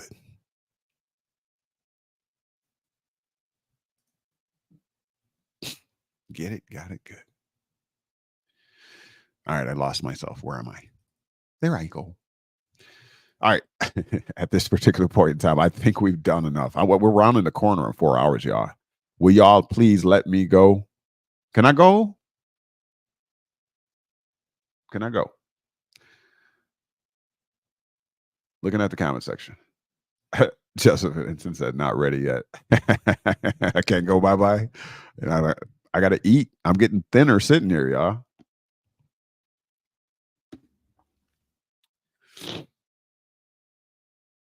I don't even know. I mean, what more can I say? What more? You probably have seen this representation of persons in a fiction. It is a fiction of law. Absolutely. Thank you. Louisiana Art 881 Acts 1981. Yep. Very good. Person is a fiction of law. Thank you for that confirmation. And you say you're not ready yet, so you don't want to join me yet as a co-host yet. Is that what you're saying? All right. Anybody ready, to jump on board? This is our reboot. This is KnowledgeWell Media 2.0. And so we're coming out hitting heavy, laying a firm foundation, and the truth will make us free. And so there is remedy to be had, but we've learned our lesson, following after every strange wind of doctrine. Everybody has some kind of a hope in becoming wealthy and rich from basically spiting government and doing, being belligerent and whatever, even though, you claim not to be belligerent, but you're still being belligerent. That doesn't make any sense. You can't win that way. All right. There is a right way and a wrong way to do this. Trump obviously does it the right way. The Clintons, the Warburgs, all those names, right? You know them all. They are apparently doing something right, but we are apparently doing something incorrect, right? Otherwise, we would ascend, right? In this system that we find ourselves in, a part of. But fret not. It was never designed to lord over you. Even though it's Antichrist, it is Antichrist. It's against you being the chosen one. It wants to take the helm. It wants to have control. But even in that, it can't have it unless you give it to it. Okay? So we've created, quoting William Blackstone, we've created these entities so that you can safeguard your rights, so that you can have a type of legal immortality. So that you can have perpetual succession. Are you using them correctly? Do you know how to use them? Is the question. All right. If you need help with some ideas, research, or some education on perhaps the proper way of doing things, that's why we leave our KnowledgeWell for you at gmail.com right there. You can hit us up for a consultation. We can discuss things, bring further light to the scenario and situation, so that your family can too profit off of the system. This sounds really weird for some reason. I'm not sure why. But anyways, something, I don't know, whatever. All right. Can I go? Oh, my bad, Joseph. You said which book was I reading from? My bad. I usually show the cover. I'll show it to you now. All right. Hold on. This is Black's Law, 5th edition, abridged. Can I zoom out here a little bit?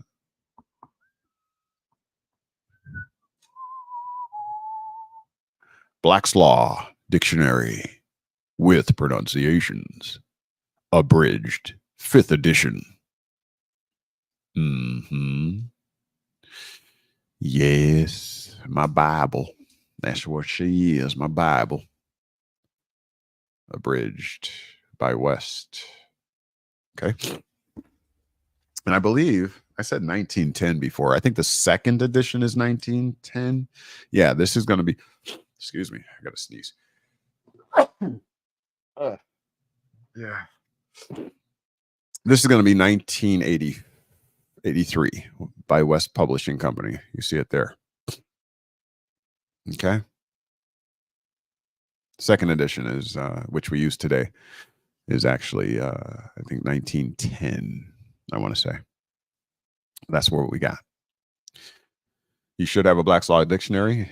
A student, right? Student's going to have his books or her books and pens and all that stuff and come prepared. So start to consolidate and build your library. All right. This is, make no mistake about it, this is warfare. That's what it is. It's warfare. Okay. We'll pay for that consultation soon. Oh, awesome. Yeah. Appreciate the support. Joseph says signing off. All right. Thank you for being here. I thank all of you for being here. Thank you for support. Watch this as many times as necessary. Please share this with somebody. You might have people that argue and say you're crazy. There is no fictional entities and all that kind of stuff. No, there is. There is. But we'll talk more on that because I've made all the arguments, all those sovereign citizen type arguments in court. Obviously, they got nowhere. Okay. Because the realization is, and it's come by way of much pain in arguing federally, state courts, all municipal courts, all that kind of stuff. I did all that. Okay. So I'm not wet. I'm not, what did I say? Wet behind the ears or something? I'm not that. I'm not green, as they say. Oh no. I got documents after documents after documents. I got file cabinets full of stuff that I've filed and, with the registers and all this kind of stuff. I've done all of it. I've done it all. None of it works. So stop. Don't waste your time and don't waste your money. It doesn't work. Treasury direct accounts doesn't work. Social Security doesn't work. All that stuff doesn't work. The passport, becoming a national as opposed to a state citizen, whatever. All of that, been through all of it. Don't waste your time. I'm going to tell you why probably next week. I'm going to tell you why. BB Production says, great live. Thank you for that. And Joseph Henson says, take care, family. Will do. You as well, brother. Thank you. Consider, again, my proposition. All right. Another way to show your love is through our Patreon. We will be, obviously, since we're hitting hard like this, we will be using our private platform, Patreon, where we can speak more freely. Although I haven't really been censored and they haven't really taken down any of my videos. This one may be the exception. I don't know. It's not intended to incite you to do anything crazy. Okay. That is my disclaimer. No, nothing here is legal advice. I'm not advising you to do anything. This is for education, history lesson, if you will. Okay. Just a history lesson, just a stroll down the yellow brick road. We're off to see the wizard. All right. Yeah. So Patreon's a great way to support. Also, Joseph says, I can barely walk in my office due to all of the books. Exactly. Terry Camp says, thank you. Thank you, Terry. Thank you for being here. Thank you for your support. I really appreciate you all. It means a lot. It means a lot. Great information. Heather Bell says, thank you very much. Didn't learn this in school. No, it's all, school is only for, public schools are only for, or to create productive citizens. And a citizen is a subject status. It's a recognition under positive law. All right. So they didn't want you to know, they don't want you to know this information. If you know this, then everybody's on top. And then if everybody's on top, you can't have a capitalist system. Make sense? Makes dollars. Heather Bell says, didn't learn. Okay, got it. All right, very good. Everybody's good. I'm free. I can be off now. Everybody's good. Any questions? I can go. Yay, nay, can I go? Oh, we got a phone call coming in. I guess that's my Saved by the Bell, because y'all won't let me go. Hold on real quick.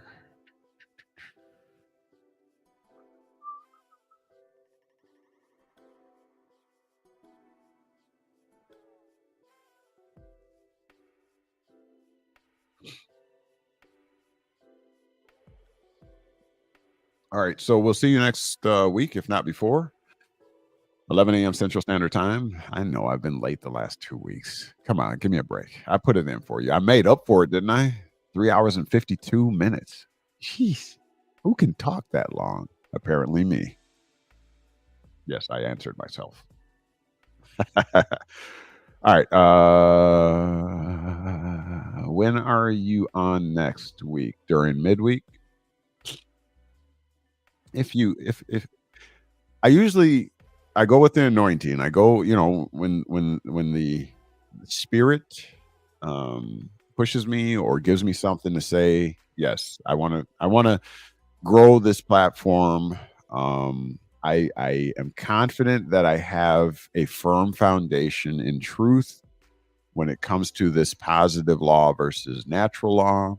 I'm confident that I have the sauce, the receipts to back everything up.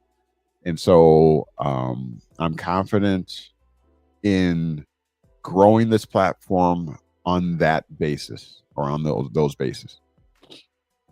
And so I don't mind doing more shows if you will support me. Okay. A workman is worthy of his hire.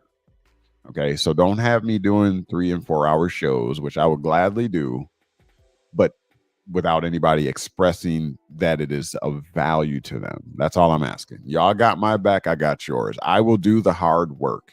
I'll do the heavy lifting, and I will do my best to put on great presentation so that it's, it's palatable. You can stand to hear me talk for 3 hours.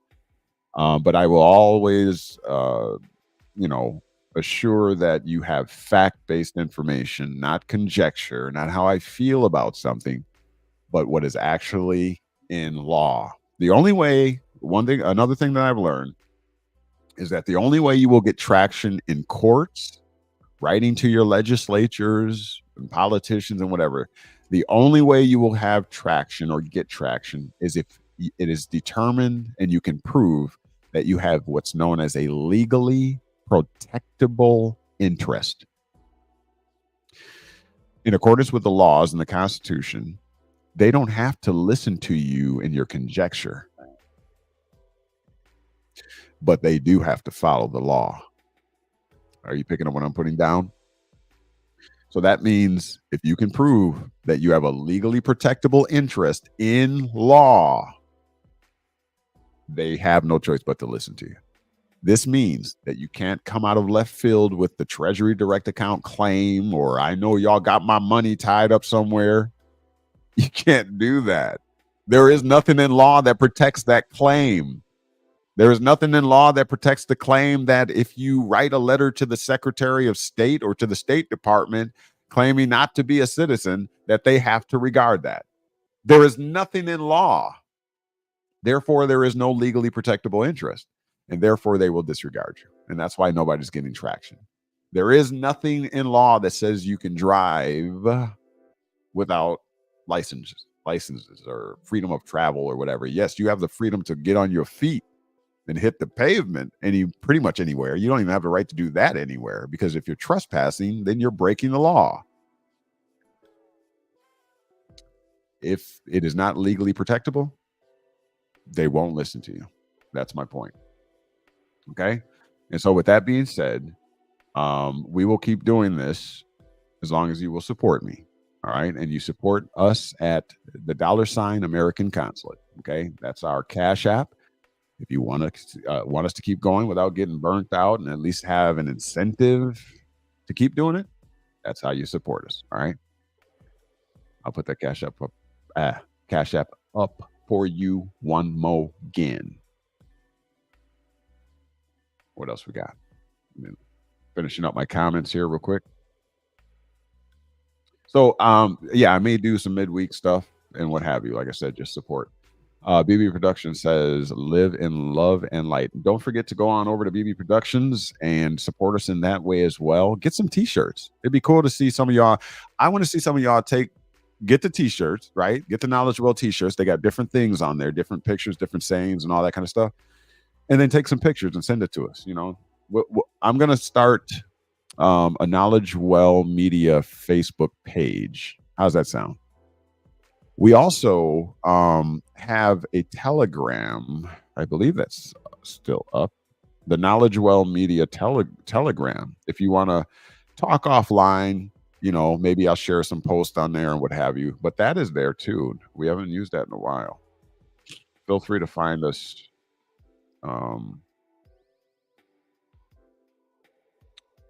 Find us on Telegram, KnowledgeWell Media.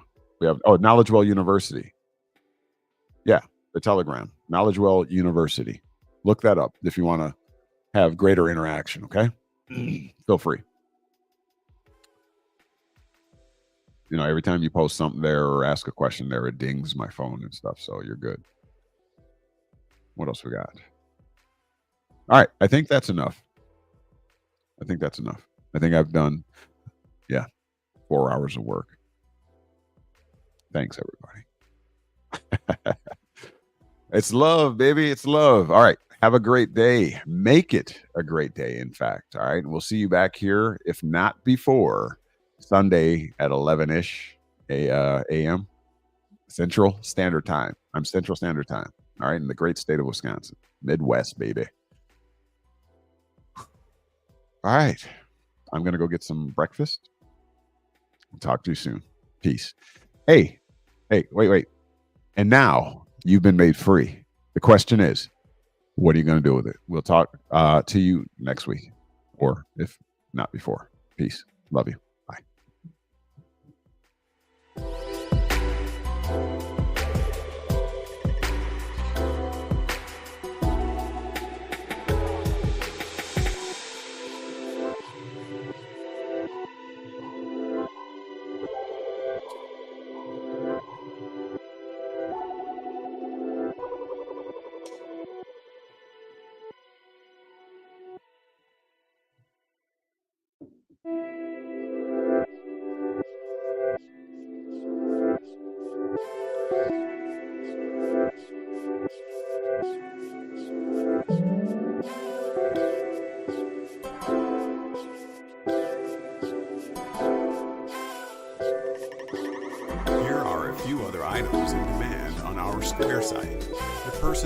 Series, a 9-part video lecture series comprehensively outlining the scheme to artfully deceive mankind into trading away his birthright, his natural liberties, and inherent rights. Pre-orders for the Yellow Bricks of Emerald, the first edition, offered presently as an ebook only. This book comprehensively uncovers the legal schemes, past, present, and future, of the elite powers and the U.S., subjecting American citizens to servitude and allegiance due to their own ignorance. The KnowledgeWell Video Lecture Series Trust Course, a comprehensive lecture series educating on the history, effects, and administration of the wealth-preserving, asset-protecting, private commercial entity known as a trust. Plus, we have our very own template and instructions to help you set up yours. And, coming soon, our apparel and product store for all things KnowledgeWell, including shirts, hats, jackets, cups, bumper stickers, and more. For all this and much, much more, as well as for any questions or comments, email to knowledgewell4u@gmail.com or go to our Square site at knowledgewell-media.square.site. And now, you've been made free. What are you going to do with it?